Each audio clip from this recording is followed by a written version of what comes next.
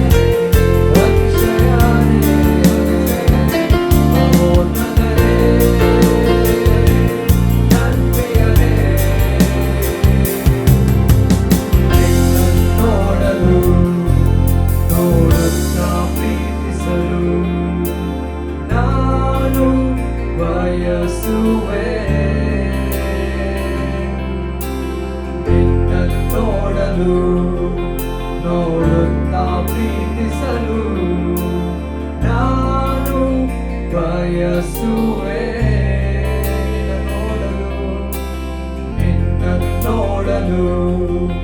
ನೋಡುತ್ತಾ ಪ್ರೀತಿಸಲು ನಾನು ಬಯಸುವೆ.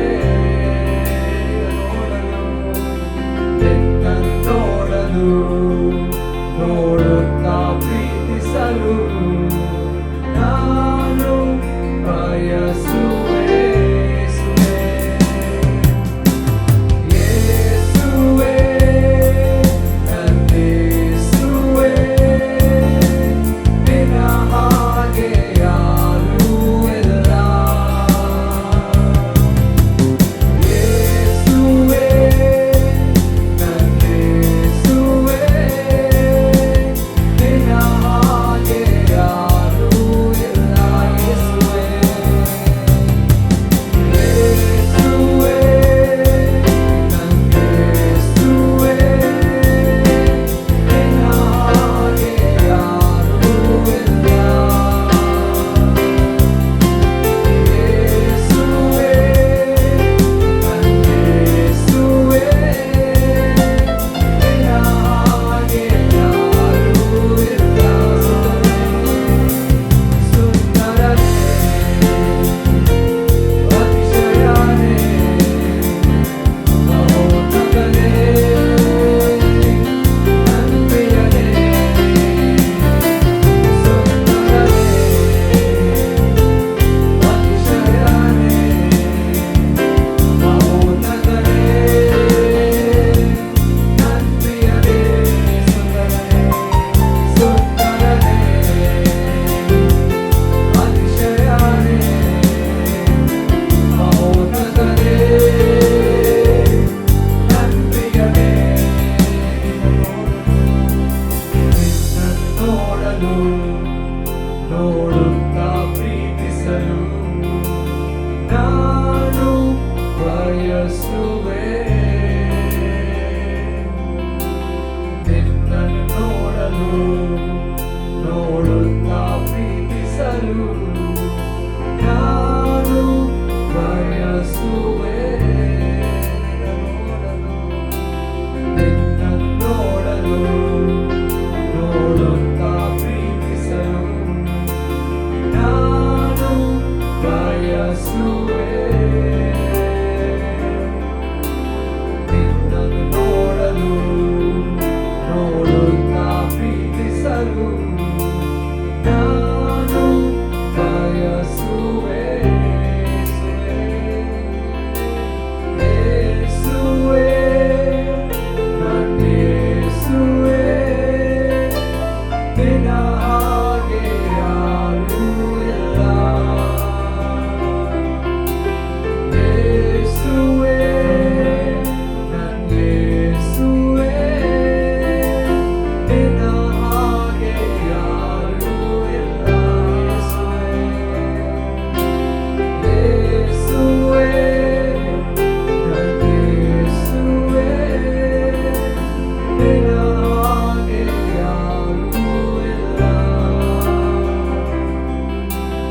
ಯೇಸುವೇ ನನ್ನೇಸುವೇ ನಿನ್ನ ಹಾಗೆ ಯಾರೂ ಇಲ್ಲ. ಯೇಸುವೇ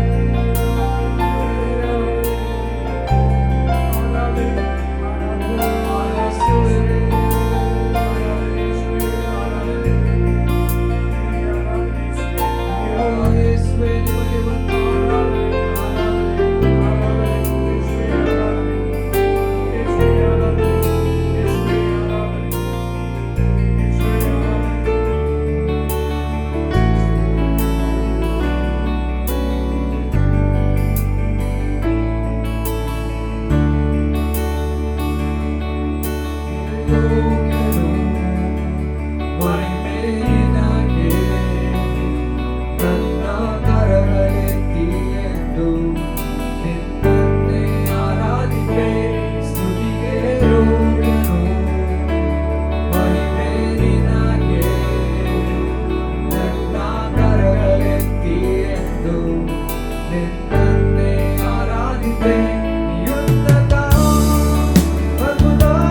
ಮಾಡುವೆ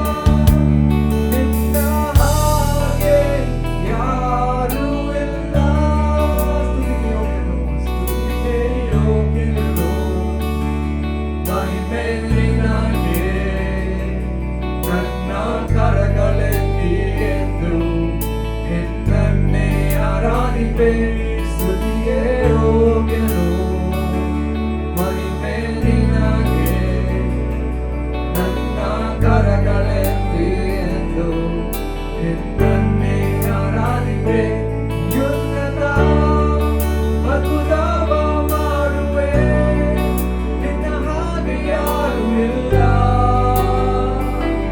ನಿನ್ನ ಹಾಗೆ ಯಾರು ಇಲ್ಲ ಯುದ್ಧದ ಅದ್ಭುತವ ಮಾಡುವೆ ನಿನ್ನ ಹಾಗೆ ಯಾರು ಇಲ್ಲ ನಿನ್ನ ಹಾಗೆ ಯಾರು ಇಲ್ಲ ಯುದ್ಧದ ಅದ್ಭುತವ ಮಾಡುವೆ ನಿನ್ನ ಹಾಗೆ ಯಾರು ಇಲ್ಲ ನಿನ್ನ ಹಾಗೆ ಯಾರು ಇಲ್ಲ ಯುದ್ಧದ ಅದ್ಭುತವ ಮಾಡುವೆ ನಿನ್ನ ಹಾಗೆ ಯಾರು ಇಲ್ಲ ನಿನ್ನ ಹಾಗೆ ಯಾರು ಇಲ್ಲ ನಿನ್ನ ಹಾಗೆ ಯಾರು ಇಲ್ಲ ನಿನ್ನ ಹಾಗೆ ಯಾರು ಇಲ್ಲ ನಿನ್ನ ಹಾಗೆ ಯಾರು ಇಲ್ಲ Hallelujah. Oh, ಯೇಸುವೇ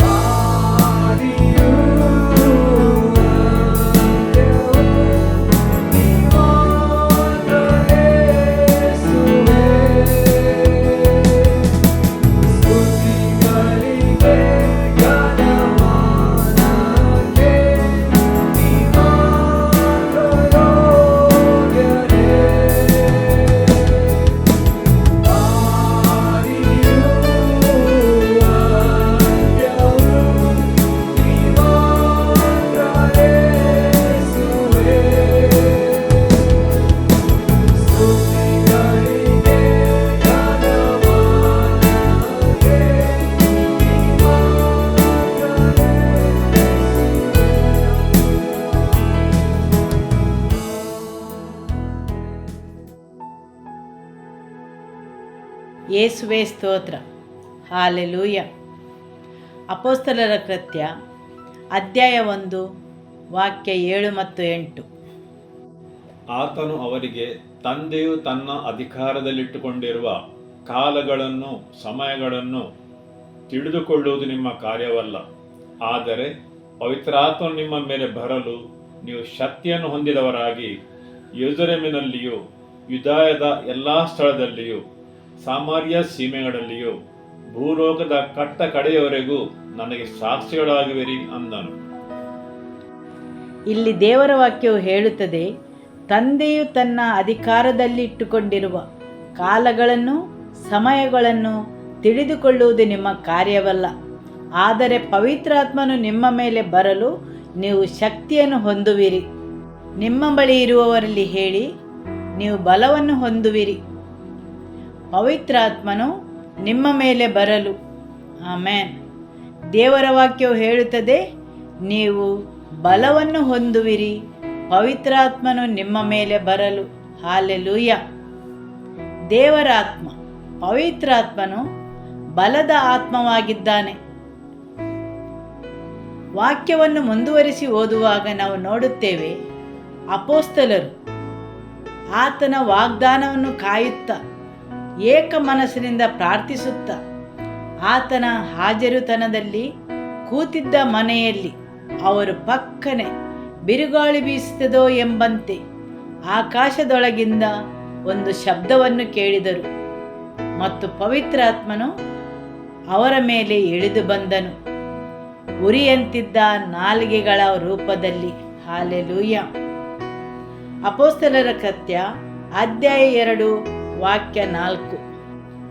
ಆಗ ಅವರೆಲ್ಲರೂ ಪವಿತ್ರಾತ್ಮ ಭರಿತರಾದರು.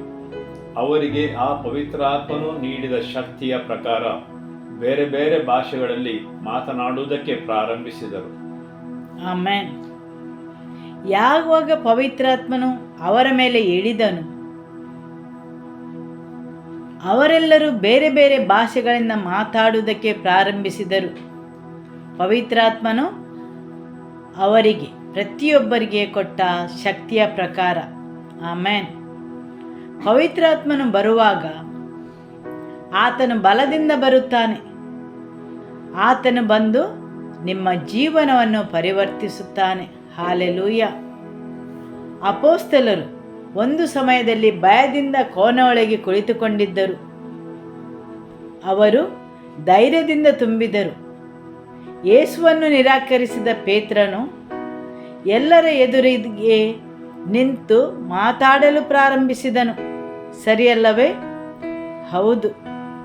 ಇಲ್ಲಿ ದೇವರ ವಾಕ್ಯ ಹೇಳುತ್ತದೆ, ವಾಕ್ಯ 7ರಲ್ಲಿ, ಎಲ್ಲರೂ ವಿಸ್ಮಯದಿಂದ ಬೆರಗಾಗಿ, ಇಗೋ, ಮಾತನಾಡುತ್ತಿರುವ ಇವರೆಲ್ಲರೂ ಗಲಿಲಾಯದವರಲ್ಲವೇ? ಆದರೆ ನಾವು ಪ್ರತಿಯೊಬ್ಬರು ನಮ್ಮ ನಮ್ಮ ಮಾತೃಭಾಷೆಯಲ್ಲಿ ಇವರು ಮಾತನಾಡುವುದನ್ನು ಕೇಳುತ್ತಿದ್ದೇವಲ್ಲ. ಹೌದು. ದೇವರ ವಾಕ್ಯ ಹೇಳುತ್ತದೆ, ಪಂಚಸತ್ತಾಮ ದಿನ ಅಲ್ಲಿ ನೆರೆದವರೆಲ್ಲರೂ ಆಶ್ಚರ್ಯದಿಂದ ಬೆರಗಾಗಿ, ಇಗೋ, ಮಾತಾಡುತ್ತಿರುವ ಇವರೆಲ್ಲರೂ ಗಲಿಲಾಯದವರಲ್ಲವೇ? ನಾವು ಪ್ರತಿಯೊಬ್ಬರು ನಮ್ಮ ನಮ್ಮ ಹುಟ್ಟು ಭಾಷೆಯಲ್ಲಿ ಇವರು ಮಾತಾಡುವುದನ್ನು ಕೇಳುತ್ತೇವಲ್ಲ, ಇದು ಹೇಗೆ? ಮುಂದುವರಿಸಿ ಓದುವ, ಪಾರ್ಥ್ಯರು, ಮೇದ್ಯರು, ಎಲಾಮರು, ಮೆಸೊಪೊತಾಮಿಯಾ, ಯೂದಾಯ, ಕಪ್ಪದೋಕ್ಯ, ಪೊಂತ, ಆಸ್ಯ, ಯುಗ್ರ, ಪಂಪುರ್ಯ, ಐಗುಪ್ತ ಮತ್ತು ಕುರೇನಿಯ ಮಗ್ಗುಲಿರುವ ಲಿಬ್ಯ, ಈ ಸೀಮೆಗಳಲ್ಲಿ ವಾಸವಾಗಿರುವವರು, ರೋಮಪುರದಿಂದ ಬಂದಿರುವ ಯಹೂದ್ಯರು, ಯಹೂದ್ಯ ಮತಾವಲಂಬಿಗಳು, ಕ್ರೇತ್ಯರು, ಅರಬಿ ದೇಶದವರು ಆಗಿರುವ ನಾವು ನಮ್ಮ ನಮ್ಮ ಭಾಷೆಗಳಲ್ಲಿ ಇವರು ದೇವರ ಮಹತ್ವಗಳ ವಿಷಯವಾಗಿ ಹೇಳುವುದನ್ನು ಕೇಳುತ್ತಿದ್ದೇವಲ್ಲ ಎಂದು ಅಂದುಕೊಂಡರು. ಅಲ್ಲಿ ಹಲವಾರು ದೇಶವಾಸಿಗಳು, ಭಾಷೆಯವರು ಅಲ್ಲಿ ನೆರೆದಿದ್ದರು. ದೇವರ ವಾಕ್ಯವು ಹೇಳುತ್ತದೆ, ಅವರು ಪಾರ್ಥ್ಯರು, ಮೇದ್ಯರು, ಎಲಾಮಿಯರು, ಮೆಸೊಪೊತಾಮಿಯಾ, ಯೂದಾಯ, ಕಪ್ಪದೋಕ್ಯ, ಪೊಂತ, ಆಸ್ಯ. ಹೌದು, ಆಸ್ಯದ ಜನರು ಅಲ್ಲಿ ನೆರೆದಿದ್ದರು.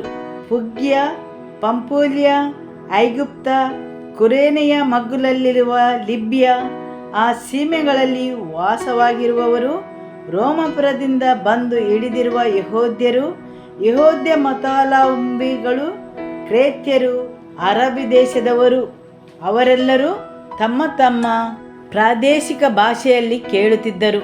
ಆಮೇನ್. ಹೌದು, ಅವರೆಲ್ಲರೂ ಆಶ್ಚರ್ಯಭರಿತರಾದರು ಮತ್ತು ತಮ್ಮಲ್ಲೇ ವಿಚಾರಿಸಿಕೊಳ್ಳುತ್ತಾರೆ, ಪವಿತ್ರಾತ್ಮನು ಹೇಗೆ ದೇವರ ಮಹತ್ಕಾರ್ಯಗಳನ್ನು ನಮ್ಮ ನಮ್ಮ ಮಾತೃಭಾಷೆಯ ಮುಖಾಂತರ ನಮ್ಮಲ್ಲಿ ಮಾತಾಡುತ್ತಾರೆಂದು. ಆಮೇನ್. 1 ಕೊರಿಂಥದವರಿಗೆ ಅಧ್ಯಾಯ 12 ವಾಕ್ಯ 10. ಮತ್ತೊಬ್ಬನಿಗೆ ಮಹತ್ಕಾರ್ಯಗಳನ್ನು ಮಾಡುವ ವರವು, ಇನ್ನೊಬ್ಬನಿಗೆ ಪ್ರವಾದನೆಯ ವರವು, ಒಬ್ಬನಿಗೆ ಆತ್ಮವನ್ನು ವಿವೇಚಿಸುವ ವರವು, ಮತ್ತೊಬ್ಬನಿಗೆ ವಿವಿಧ ಭಾಷೆಗಳನ್ನಾಡುವ ವರವು. ಹೌದು, ದೇವರ ವಾಕ್ಯ ಹೇಳುತ್ತದೆ, ಪ್ರತಿಯೊಬ್ಬನಿಗೆ ಅನ್ಯ ಭಾಷೆಯ ವರವನ್ನು ನೀಡಿದರೆಂದು. ಬೇರೆ ಬೇರೆ ಭಾಷೆಯ ವರಗಳನ್ನು ನಿಮ್ಮ ನೆರೆಯವರಲ್ಲಿ ಹೇಳಿ, ಅನ್ಯ ಭಾಷೆಯ ವರಗಳು. ಆಮೇನ್. ಹಾಲೆಲೂಯ.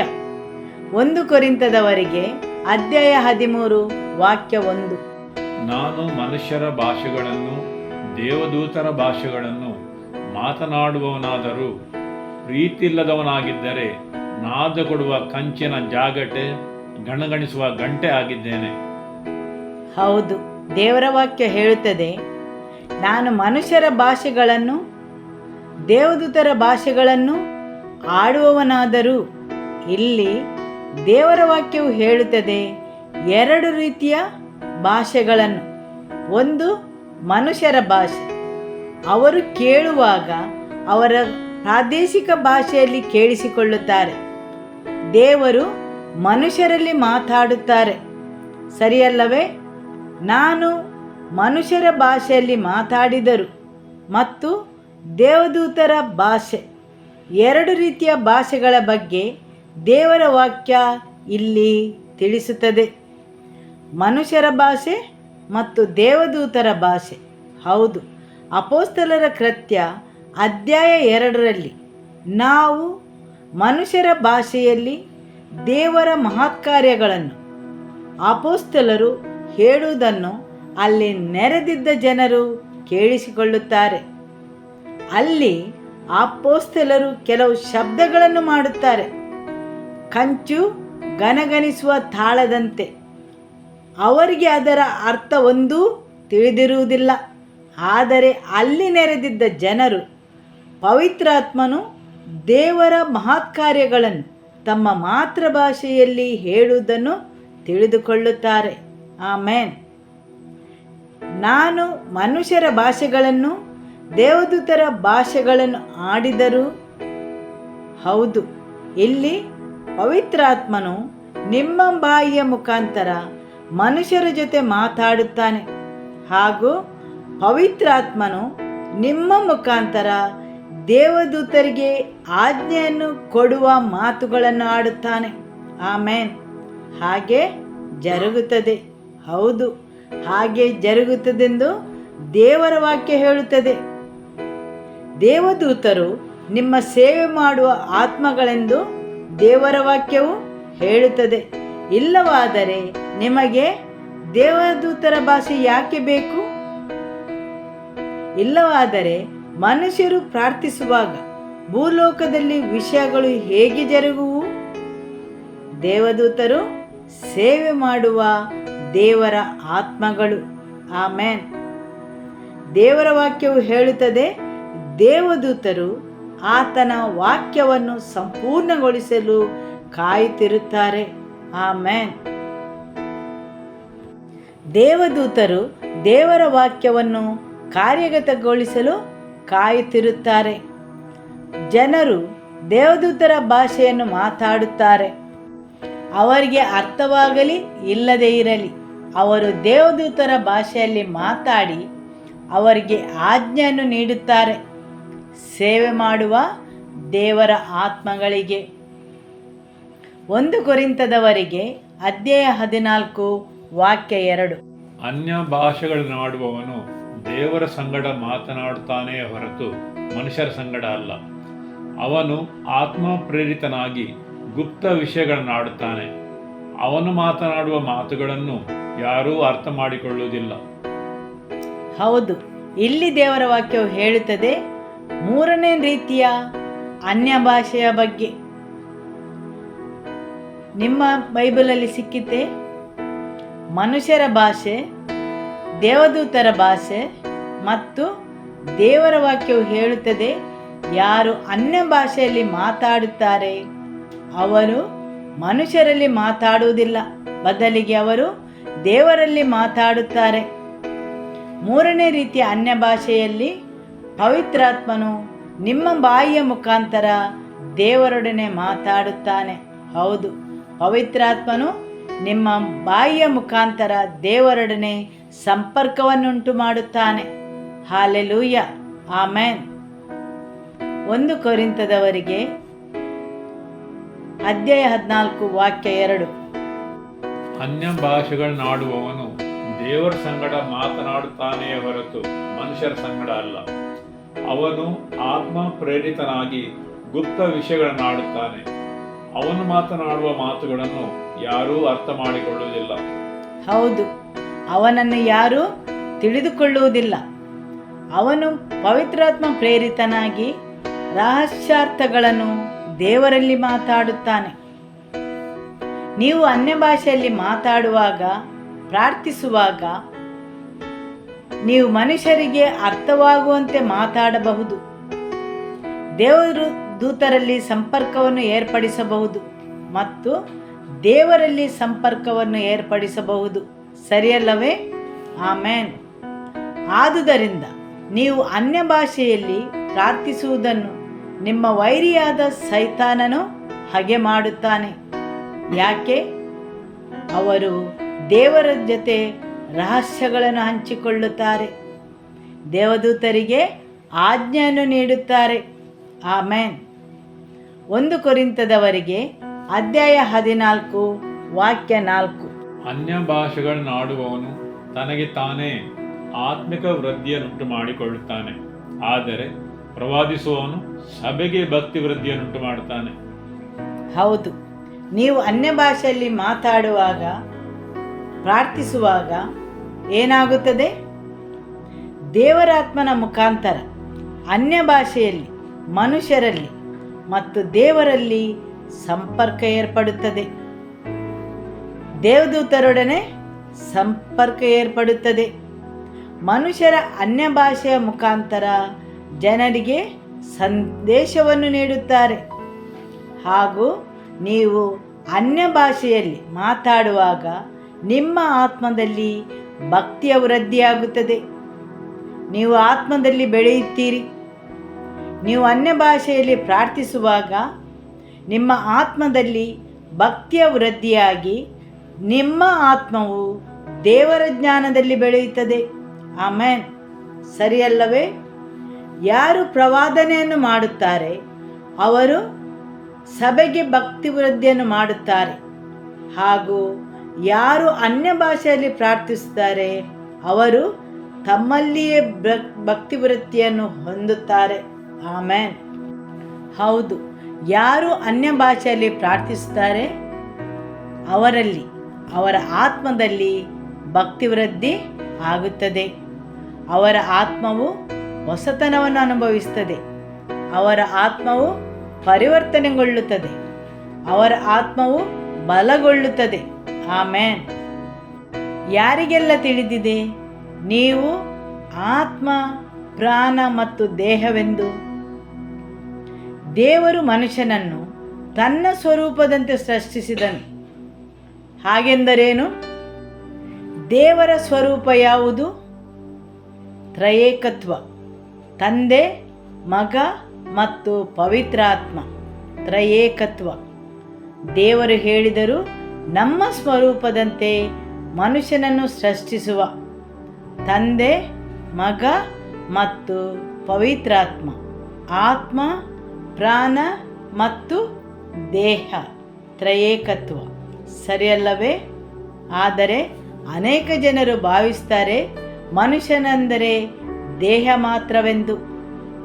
ಮನುಷ್ಯನು ಸಾಯುವಾಗ ಜನರು ಹೇಳುತ್ತಾರೆ, ಅವನು ಹೋದನು. ಅವರು ಬರೀ ದೇಹದ ಬಗ್ಗೆ ಹೇಳುತ್ತಾರೆ, ಸರಿಯಲ್ಲವೇ? ನೀವಿಲ್ಲಿ ಕುಳಿತುಕೊಂಡಿದ್ದರೂ ಮನಸ್ಸಲ್ಲಿ ಬೇರೆ ಬೇರೆ ವಿಷಯಗಳನ್ನು ಮಾಡುತ್ತೀರಿ. ಅದನ್ನು ಯಾರು ಮಾಡುತ್ತಾರೆ? ನಿಮ್ಮ ಪ್ರಾಣವು ಮಾಡುತ್ತದೆ, ಸರಿಯಲ್ಲವೇ? ನಿಮ್ಮ ದೇಹವು ಇಲ್ಲಿ ಹಾಜರಿರಬಹುದು, ಆದರೆ ನಿಮ್ಮ ಪ್ರಾಣವು ನಿಮ್ಮ ಮನೆಯಲ್ಲಿದೆ. ಓ, ನಾನು ಸ್ಟೋವಿನಿಂದ ಪಾತ್ರೆಯನ್ನು ಇಳಿಸಿದ್ದೇನೆಯೇ? ಹೀಟರನ್ನು ಆಫ್ ಮಾಡಿದ್ದೇನೆಯೇ? ಇಸ್ತ್ರಿ ಪೆಟ್ಟಿಗೆಯನ್ನು ಆಫ್ ಮಾಡಿದ್ದೇನೆಯೇ? ನಿಮ್ಮ ದೇಹ ಇಲ್ಲಿದ್ದರೂ ನಿಮ್ಮ ಪ್ರಾಣವು ಬೇರೆ ಕಡೆ ಇರಲು ಸಾಧ್ಯ, ಸರಿಯಲ್ಲವೇ? ಆದುದರಿಂದ ಮನುಷ್ಯನು ಆತ್ಮ, ಪ್ರಾಣ ಮತ್ತು ದೇಹವಾಗಿದ್ದಾನೆ. ಹಾಲೆಲೂಯ್ಯ. 1 ಕೊರಿಂಥದವರಿಗೆ ಅಧ್ಯಾಯ 14 ವಾಕ್ಯ 5. ನೀವೆಲ್ಲರೂ ಅನ್ಯ ಭಾಷೆಗಳನ್ನು ಆಡಬೇಕೆಂದು ನಾನು ಅಪೇಕ್ಷಿಸುತ್ತೇನೆ. 1 ಕೊರಿಂಥದವರಿಗೆ ಅಧ್ಯಾಯ 14 ವಾಕ್ಯ 14.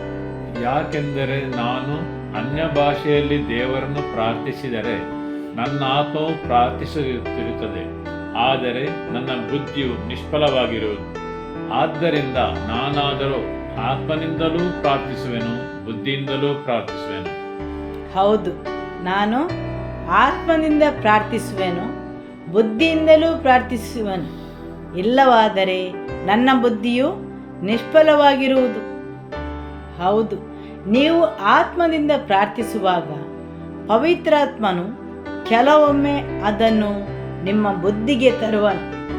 ನೀವು ಆತ್ಮದಿಂದ ಪ್ರಾರ್ಥಿಸುವಾಗ ಪವಿತ್ರಾತ್ಮನು ಕೆಲವೊಮ್ಮೆ ಅದನ್ನು ನಿಮ್ಮ ಬುದ್ಧಿಗೆ ತರುವನು. ಆದುದರಿಂದ ನೀವು ಆತ್ಮದಿಂದಲೂ ಬುದ್ಧಿಯಿಂದಲೂ ಪ್ರಾರ್ಥಿಸುವಿರಿ. ಇಲ್ಲವಾದರೆ ನಿಮ್ಮ ಬುದ್ಧಿಯು ನಿಷ್ಫಲವಾಗಿರುವುದು. 1 ಕೊರಿಂಥದವರಿಗೆ ಅಧ್ಯಾಯ 14 ವಾಕ್ಯ 13. ಆದ್ದರಿಂದ ಅನ್ಯ ಭಾಷೆಯನ್ನಾಡುವವನು ತನಗೆ ಅದರ ಅರ್ಥವನ್ನು ವಿವೇಚಿಸಿ ಹೇಳುವ ವರಕ್ಕಾಗಿ ದೇವರನ್ನು ಪ್ರಾರ್ಥಿಸಲಿ. ಹೌದು, ಕೆಲವೊಮ್ಮೆ ಅನ್ಯ ಭಾಷೆಯಿಂದ ಪ್ರಾರ್ಥಿಸುವಾಗ ಅದರ ಅರ್ಥವೂ ಬರುತ್ತದೆ.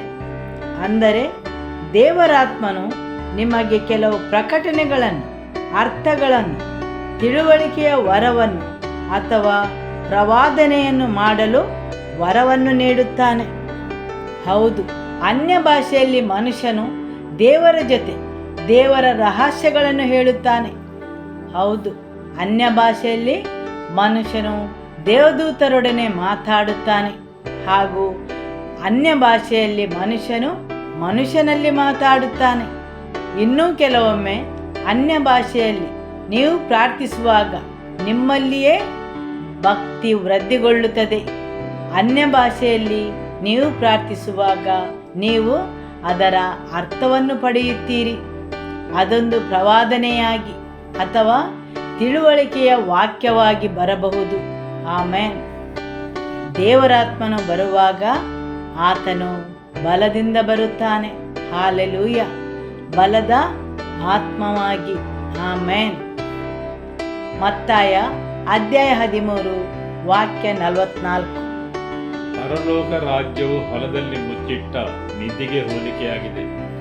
ಒಬ್ಬನು ಅದನ್ನು ಕಂಡುಕೊಂಡು ಮುಚ್ಚಿಟ್ಟು ತನಗಾದ ಸಂತೋಷದಿಂದ ಹೊರಟು ಹೋಗಿ ತನಗಿದ್ದದೆಲ್ಲವನ್ನು ಮಾರಿ ಆ ಹೊಲವನ್ನು ಕೊಂಡುಕೊಂಡನು. ನಿಧಿ ಎಂದು ಹೇಳುತ್ತೀರಾ? ನಿಧಿ. ಹೌದು, ನಿಧಿ. ಅದನ್ನು ಎಲ್ಲಿ ಅಡಗಿಸಿಟ್ಟಿದ್ದರು? ಒಂದು ಹೊಲದಲ್ಲಿ, ಸರಿಯಲ್ಲವೇ? ದೇವರ ವಾಕ್ಯವು ಹೇಳುತ್ತದೆ ನಿಧಿ ಎಂಬುದಾಗಿ. ಪರಲೋಕ ರಾಜ್ಯವು ಒಂದು ನಿಧಿಯಾಗಿ ಮನುಷ್ಯನು ಕಂಡುಕೊಂಡನು. ಆಮೆನ್. ನಿಮ್ಮ ಜೀವನದ ಪ್ರಯಾಣದಲ್ಲಿ ಪರಲೋಕ ರಾಜ್ಯವು ಒಂದು ನಿಧಿಯಾಗಿ ಹೊಲದಲ್ಲಿ ಅಡಗಿರುತ್ತದೆ. ಹೊಲ ಅಂದರೆ ನಮ್ಮ ಭೂಲೋಕದ ಜೀವನ, ನಮ್ಮ ಜೀವನ. ಹೌದು, ನಮ್ಮ ಜೀವನದ ಪ್ರಯಾಣದಲ್ಲಿ ನಾವು ಸಾಗುವಾಗ ಪರಲೋಕ ರಾಜ್ಯದ ಬಗ್ಗೆ ನಮಗೆ ತಿಳುವಳಿಕೆ ಸಿಗುತ್ತದೆ. ದೇವರು ತಮ್ಮ ಕೃಪೆ ಮತ್ತು ಹಕ್ಕನ್ನು ಪ್ರತಿಯೊಬ್ಬರಿಗೂ ಯಾವುದೋ ಒಂದು ಗಳಿಗೆಯಲ್ಲಿ ನಿಮ್ಮ ಜೀವನದ ಪ್ರಯಾಣದಲ್ಲಿರುವಾಗ ನಿಮಗೆ ಸಿಗುವಂತೆ ಅಥವಾ ಅದನ್ನು ಅರಿಯುವಂತೆ ಮಾಡುತ್ತಾನೆ. ಒಂದು ದಿನ ಅಥವಾ ಬೇರೊಂದು ದಿನ ಯಾರಾದರೂ ಬಂದು ಪರಲೋಕ ರಾಜ್ಯದ ಬಗ್ಗೆ ನಿಮಗೆ ತಿಳಿಸುತ್ತಾರೆ. ನೀವು ಟಿವಿ ಚಾನೆಲ್ಗಳಲ್ಲಿ ಅಥವಾ ಬೇರೆ ಯಾವುದೇ ಮಾಧ್ಯಮಗಳ ಮುಖಾಂತರ ಅದನ್ನು ನೀವು ತಿಳಿಯುವಂತೆ ಮಾಡುತ್ತಾರೆ. ಹೌದು, ನೀವು ನಿಮ್ಮ ಜೀವನದ ಪ್ರಯಾಣದಲ್ಲಿರುವಾಗ ಆ ನಿಧಿಯನ್ನು ಕಂಡುಕೊಳ್ಳುತ್ತೀರಿ. ಪರಲೋಕ ರಾಜ್ಯ ಅದೊಂದು ನಿಧಿ. ಅದು ಮುಕ್ತವಾಗಿ ಯಾರಿಗೂ ಸಿಗುವುದಿಲ್ಲ. ಆದರೆ ನಿಮ್ಮ ಈ ಭೂಲೋಕದ ಪ್ರಯಾಣದಲ್ಲಿ ನಿಮಗೆ ಸಿಗುವಂತೆ ಇಟ್ಟಿದ್ದಾರೆ. ಸರಿಯಲ್ಲವೇ? ಹೌದು, ನಿಮ್ಮ ಜೀವನದ ಪ್ರಯಾಣದಲ್ಲಿ ನೀವು ಅದನ್ನು ಕಂಡುಕೊಳ್ಳಬೇಕು. ಇಲ್ಲಿ ದೇವರ ವಾಕ್ಯದಲ್ಲಿ ಆ ಪರಲೋಕ ರಾಜ್ಯವನ್ನು, ಆ ನಿಧಿಯನ್ನು ಹೊಲದಲ್ಲಿ ಅವನು ಕಂಡುಕೊಂಡನು. ಸರಿಯಲ್ಲವೇ? ಆದರೆ ಅವನು ಮೊತ್ತ ಮೊದಲು ಏನು ಮಾಡಿದ? ಅವನು ಅದನ್ನು ಅಡಗಿಸಿಟ್ಟ. ಸರಿಯಲ್ಲವೇ? ಅವನಿಗೆ ನಿಧಿ ಸಿಕ್ಕಿದೆ, ಆದರೆ ಅವನದನ್ನು ಅಡಗಿಸಿಟ್ಟ. ಅನೇಕ ಸಲ ಜನರು ಹೀಗೆಯೇ ಮಾಡುತ್ತಾರೆ. ದೇವರ ರಾಜ್ಯದ, ಪರಲೋಕ ರಾಜ್ಯದ ಪ್ರಕಟಣೆಯನ್ನು ಹೊಂದುವ ಹೊರತಾಗಿ ಅಥವಾ ಪರಲೋಕ ರಾಜ್ಯದ ಆ ನಿಧಿಯನ್ನು ಅನುಭವಿಸುವುದರ ಹೊರತಾಗಿ ಅವರು ಅದನ್ನು ಅಡಗಿಸಿಡುತ್ತಾರೆ. ಯಾಕೆಂದರೆ ಅದು ಅಷ್ಟೊಂದು ಅಮೂಲ್ಯವೆಂದು ಅವರು ತಿಳಿಯುವುದಿಲ್ಲ.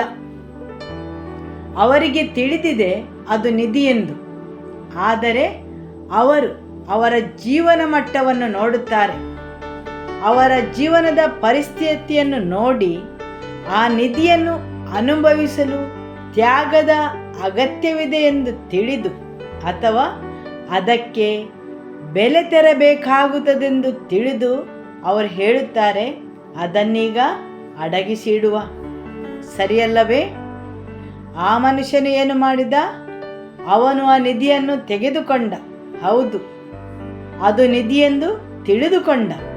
ಆದರೆ ಅವನಲ್ಲಿದ್ದ ಆ ಆಸ್ತಿಯನ್ನು, ಅವನಲ್ಲಿದ್ದ ವಸ್ತುಗಳನ್ನು ನೋಡಿ, ಅವನ ಜೀವನದ ಗಳಿಕೆಯನ್ನು ನೋಡಿ ಅವನು ಭಾವಿಸ್ತಾನೆ, ಪರಲೋಕ ರಾಜ್ಯಕ್ಕಾಗಿ ಇದೆಲ್ಲವನ್ನು ತ್ಯಾಗ ಮಾಡುವುದು ಉಚಿತವಲ್ಲವೆಂದು. ಹೌದು, ಬೇರೆ ಅನೇಕ ಕಾರಣಗಳಿಗಾಗಿ ಪರಲೋಕ ರಾಜ್ಯಕ್ಕಾಗಿ ತೊಂದರೆಯನ್ನು ತೆಗೆದುಕೊಳ್ಳಲು ಬಯಸುವುದಿಲ್ಲ. ಆದುದರಿಂದ ಅವನು ಅದನ್ನು ಅಡಗಿಸಿಡುತ್ತಾನೆ. ಪವಿತ್ರಾತ್ಮನು ಅವರ ಜೀವನದ ಪಯಣದಲ್ಲಿ ಎಲ್ಲೋ ಒಂದು ಕಡೆ ಪರಲೋಕ ರಾಜ್ಯದ ಬೀಜವನ್ನು ಬಿತ್ತುತ್ತಾನೆ. ಆದರೆ ಮನುಷ್ಯನು ಆ ಪರಲೋಕ ರಾಜ್ಯದ ಬೆಲೆಯನ್ನು ಗ್ರಹಿಸುವವರೆಗೆ ಅವನದನ್ನು ಅಡಗಿಸಿ ಇಡುತ್ತಾನೆ. ಯಾಕೆಂದರೆ ಅದಕ್ಕಾಗಿ ಅವನು ಬೆಲೆಯನ್ನು ತೆರಲು ಸಿದ್ಧನಿಲ್ಲ. ಆ ಬೆಲೆಗಾಗಿ ಅವನು ಹೆದರುತ್ತಾನೆ. ಹೌದಲ್ಲವೇ? ದೇವರು ನಿಮ್ಮಲ್ಲಿ ಮಾತಾಡುತ್ತಾರಲ್ಲವೇ? ಹೌದು, ಆಮೆನ್. ಮನುಷ್ಯನಿಗೆ ಇಷ್ಟವಿಲ್ಲದಿರುವುದರಿಂದ ಅದಕ್ಕಾಗಿ ತೆರಬೇಕಾದ ಬೆಲೆಗಾಗಿ ಮನುಷ್ಯನು ಅದನ್ನು ಅಡಗಿಸಿಡುವಂತೆ ಮಾಡುತ್ತಾನೆ. ಈ ದೇವರ ವಾಕ್ಯದಲ್ಲಿ ಮುಂದುವರಿಸಿ ಹೇಳುತ್ತದೆ, ಆದರೆ ಕೆಲವು ಸಮಯ ಕಳೆದ ಮೇಲೆ ಅವನು ಆ ಪರಲೋಕ ರಾಜ್ಯದ ನಿಧಿಯ ಅಪಾರ ಮೌಲ್ಯವನ್ನು ತಿಳಿದುಕೊಳ್ಳುತ್ತಾನೆ ಮತ್ತು ಅವನು ಹೋಗಿ ತನ್ನದೆಲ್ಲವನ್ನು ಮಾರುತ್ತಾನೆ. ಒಂದು ಸಮಯದಲ್ಲಿ ತುಂಬ ಅಮೂಲ್ಯವೆಂದು ಭಾವಿಸಿದವುಗಳೆಲ್ಲವೂ ಈಗ ಬೆಲೆಯನ್ನು ಕಳೆದುಕೊಂಡವು. ಅವನು ಪರಲೋಕ ರಾಜ್ಯದ ಆ ನಿಧಿಯ ಅಪಾರ ಮೌಲ್ಯವನ್ನು ಅರಿತುಕೊಂಡನು. ಹೌದು, ಅದಕ್ಕೆ ಬೆಲೆ ಕಟ್ಟಲು ಸಾಧ್ಯವಿಲ್ಲವೆಂದು ತಿಳಿದುಕೊಂಡನು. ಅದಕ್ಕೆ ಅಪಾರ ಮೌಲ್ಯವಿದೆ ಎಂದು ಅರಿತ ತಕ್ಷಣ ಅಲ್ಲಿಯವರೆಗೆ ಯಾವುದು ಅವನ ಜೀವನದಲ್ಲಿ ಅತಿ ಅಮೂಲ್ಯವೆಂದು ಭಾವಿಸಿದ್ದನೋ ಅದೆಲ್ಲವೂ ಯಾವುದೇ ಬೆಲೆ ಇಲ್ಲದಂತಾಯಿತು.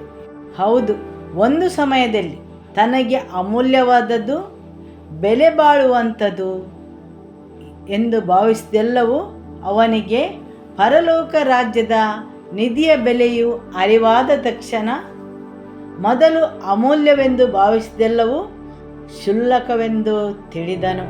ಆಮೇನ್, ಹಾಲೆಲೂಯ. ಮತ್ತಾಯ ಅಧ್ಯಾಯ 16 ವಾಕ್ಯ 24. ಆನಂತರ ಯೇಸು ತನ್ನ ಶಿಷ್ಯರಿಗೆ ಹೇಳಿದ್ದೇನೆಂದರೆ, ಯಾವನಾದರೂ ನನ್ನನ್ನು ಹಿಂಬಾಲಿಸುವುದಕ್ಕೆ ಬಯಸಿದರೆ ಅವನು ತನ್ನನ್ನು ನಿರಾಕರಿಸಿ ತನ್ನ ಶಿಲುಬೆಯನ್ನು ಹೊತ್ತುಕೊಂಡು ನನ್ನನ್ನು ಹಿಂಬಾಲಿಸಲಿ. ಹೌದು, ಆ ಮನುಷ್ಯನು ಯಾಕೆ ಆ ನಿಧಿಯನ್ನು ಅಡಗಿಸಿಟ್ಟ? ಅದು ನಿಧಿಯೆಂದು ತಿಳಿದರೂ ಸಹ ಅಡಗಿಸಿಟ್ಟ ಕಾರಣವೇನೆಂದರೆ ಅದರ ಬೆಲೆಯನ್ನು ಅರಿತು ಅವನು ಅವನನ್ನೇ ನಿರಾಕರಿಸಬೇಕಿತ್ತು. ಅನೇಕ ವಿಷಯಗಳನ್ನು ಅವನು ಪ್ರೀತಿಸಿದವುಗಳು, ಅವನು ಅದರಲ್ಲಿ ಸಂತೋಷವನ್ನು ಅನುಭವಿಸಿದವುಗಳು ಒಳ್ಳೆಯದಲ್ಲವೆಂದು ತಿಳಿದರೂ ಸಹ ಅವುಗಳನ್ನು ತಿರಸ್ಕರಿಸಲು ಅವನಿಗೆ ಕಷ್ಟವಾಗಿತ್ತು. ಸರಿಯಲ್ಲವೇ? ಪುನಃ ಒಮ್ಮೆ ಓದುವ. ಅಧ್ಯಾಯ 16 ವಾಕ್ಯ 24. ಆನಂತರ ಯೇಸು ತನ್ನ ಶಿಷ್ಯರಿಗೆ ಹೇಳಿದ್ದೇನೆಂದರೆ, ಯಾವನಾದರೂ ನನ್ನನ್ನು ಹಿಂಬಾಲಿಸುವುದಕ್ಕೆ ಬಯಸಿದರೆ ಅವನು ತನ್ನನ್ನು ನಿರಾಕರಿಸಲಿ. ಹೌದು, ತನ್ನನ್ನು ನಿರಾಕರಿಸಲಿ. ಇಲ್ಲಿರುವ ದೊಡ್ಡ ಅಡಚಣೆ ಎಂದರೆ ಪರಲೋಕ ರಾಜ್ಯದ ಬೆಲೆಯನ್ನು ತಿಳಿದ ಮೇಲೆ ಅಥವಾ ಅದು ಅಷ್ಟೊಂದು ಅಮೂಲ್ಯವಾದ ನಿಧಿಯೆಂದು ತಿಳಿದ ಮೇಲೆ ನಮ್ಮದೇ ಸ್ವಂತ ಮನಸ್ಸು, ದೇಹ, ನಮ್ಮದೇ ಆದ ಭಾವೋದ್ರೇಕಗಳು, ಬಯಕೆಗಳು, ಮಹತ್ವಾಕಾಂಕ್ಷೆಗಳು, ಯೋಜನೆಗಳಿಗೆ ಪರಲೋಕ ರಾಜ್ಯದ ನಿಧಿಯು ಅಡಚಣೆ ಆಗುತ್ತದೆ. ಆದಿತ್ಯವಾರ ಸಂಜೆಗಳಲ್ಲಿ ನಮ್ಮ ಸಹಜ ಸ್ವಭಾವವೇನೆಂದರೆ ಬೀಚಿಗೆ ಅಥವಾ ಪಾರ್ಕಿಗೆ ಹೋಗುವುದು. ಹೌದು, ನಾವು ಕಲಿಯುವಾಗ ಸಹ ಆದಿತ್ಯವಾರ ಸಂಜೆ ಅಂದರೆ ಬೀಚಿಗೆ ಹೋಗುವುದು. ಅದು ನಮ್ಮ ಮನಸ್ಥಿತಿ, ಸರಿಯಲ್ಲವೇ? ಹೌದು. ಆದರೆ ಆದಿತ್ಯವಾರ ಸಂಜೆ ಪ್ರಾರ್ಥನಾ ಕೂಟ ಇದೆ ಎಂದು ತಿಳಿದರೆ ಅದೊಂದು ನಮ್ಮ ಯೋಜನೆಗೆ ಅಡಚಣೆಯಾಗುತ್ತದೆ. ಈಗ ಇಲ್ಲಿ ನೀವು ಆಯ್ಕೆ ಮಾಡುವ ಸಮಯ, ನಾನು ಬೀಚಿಗೆ ಹೋಗುವುದಾ, ಪಾರ್ಕಿಗೆ ಹೋಗುವುದಾ, ತಿರುಗಾಟಕ್ಕೆ ಹೋಗುವುದಾ ಅಥವಾ ಪ್ರಾರ್ಥನಾ ಕೂಟಕ್ಕೆ ಹೋಗುವುದಾ? ಮಾತ್ರವಲ್ಲ, ಮತ್ತು ಕೆಲವರು ಹೇಳುತ್ತಾರೆ, ನನಗೆ ನನ್ನ ಕುಟುಂಬ ಜೊತೆ ಸಮಯ ಕಳೆಯಬೇಕು. ನೀವು ಯಾರಾದರೂ ಅಂಥ ಸ್ಥಾನದಲ್ಲಿದ್ದೀರಾ ಅಥವಾ ಅಂಥ ಸ್ಥಿತಿಯಿಂದ ಹಾದು ಬಂದಿದ್ದೀರಾ? ಹೌದು, ಅನೇಕ ಸಲ ನಮ್ಮ ಯೋಜನೆಗಳು ಅಥವಾ ನಾವು ಉಲ್ಲಾಸ ಪಡುವ ವಿಷಯಗಳು ಪರಲೋಕ ರಾಜ್ಯದಿಂದಾಗಿ ಪರಿಣಾಮ ಬೀರುತ್ತವೆ. ಆದುದರಿಂದ ಅನೇಕ ವಿಷಯಗಳನ್ನು ನಾವು ನಿರಾಕರಿಸಬೇಕು. ಯಾಕೆಂದರೆ ಪರಲೋಕ ರಾಜ್ಯವನ್ನು ಹಿಡಿದಿಟ್ಟುಕೊಳ್ಳಲು. ಆಮೆನ್. ವಾಕ್ಯವನ್ನು ಮುಂದುವರಿಸುವ.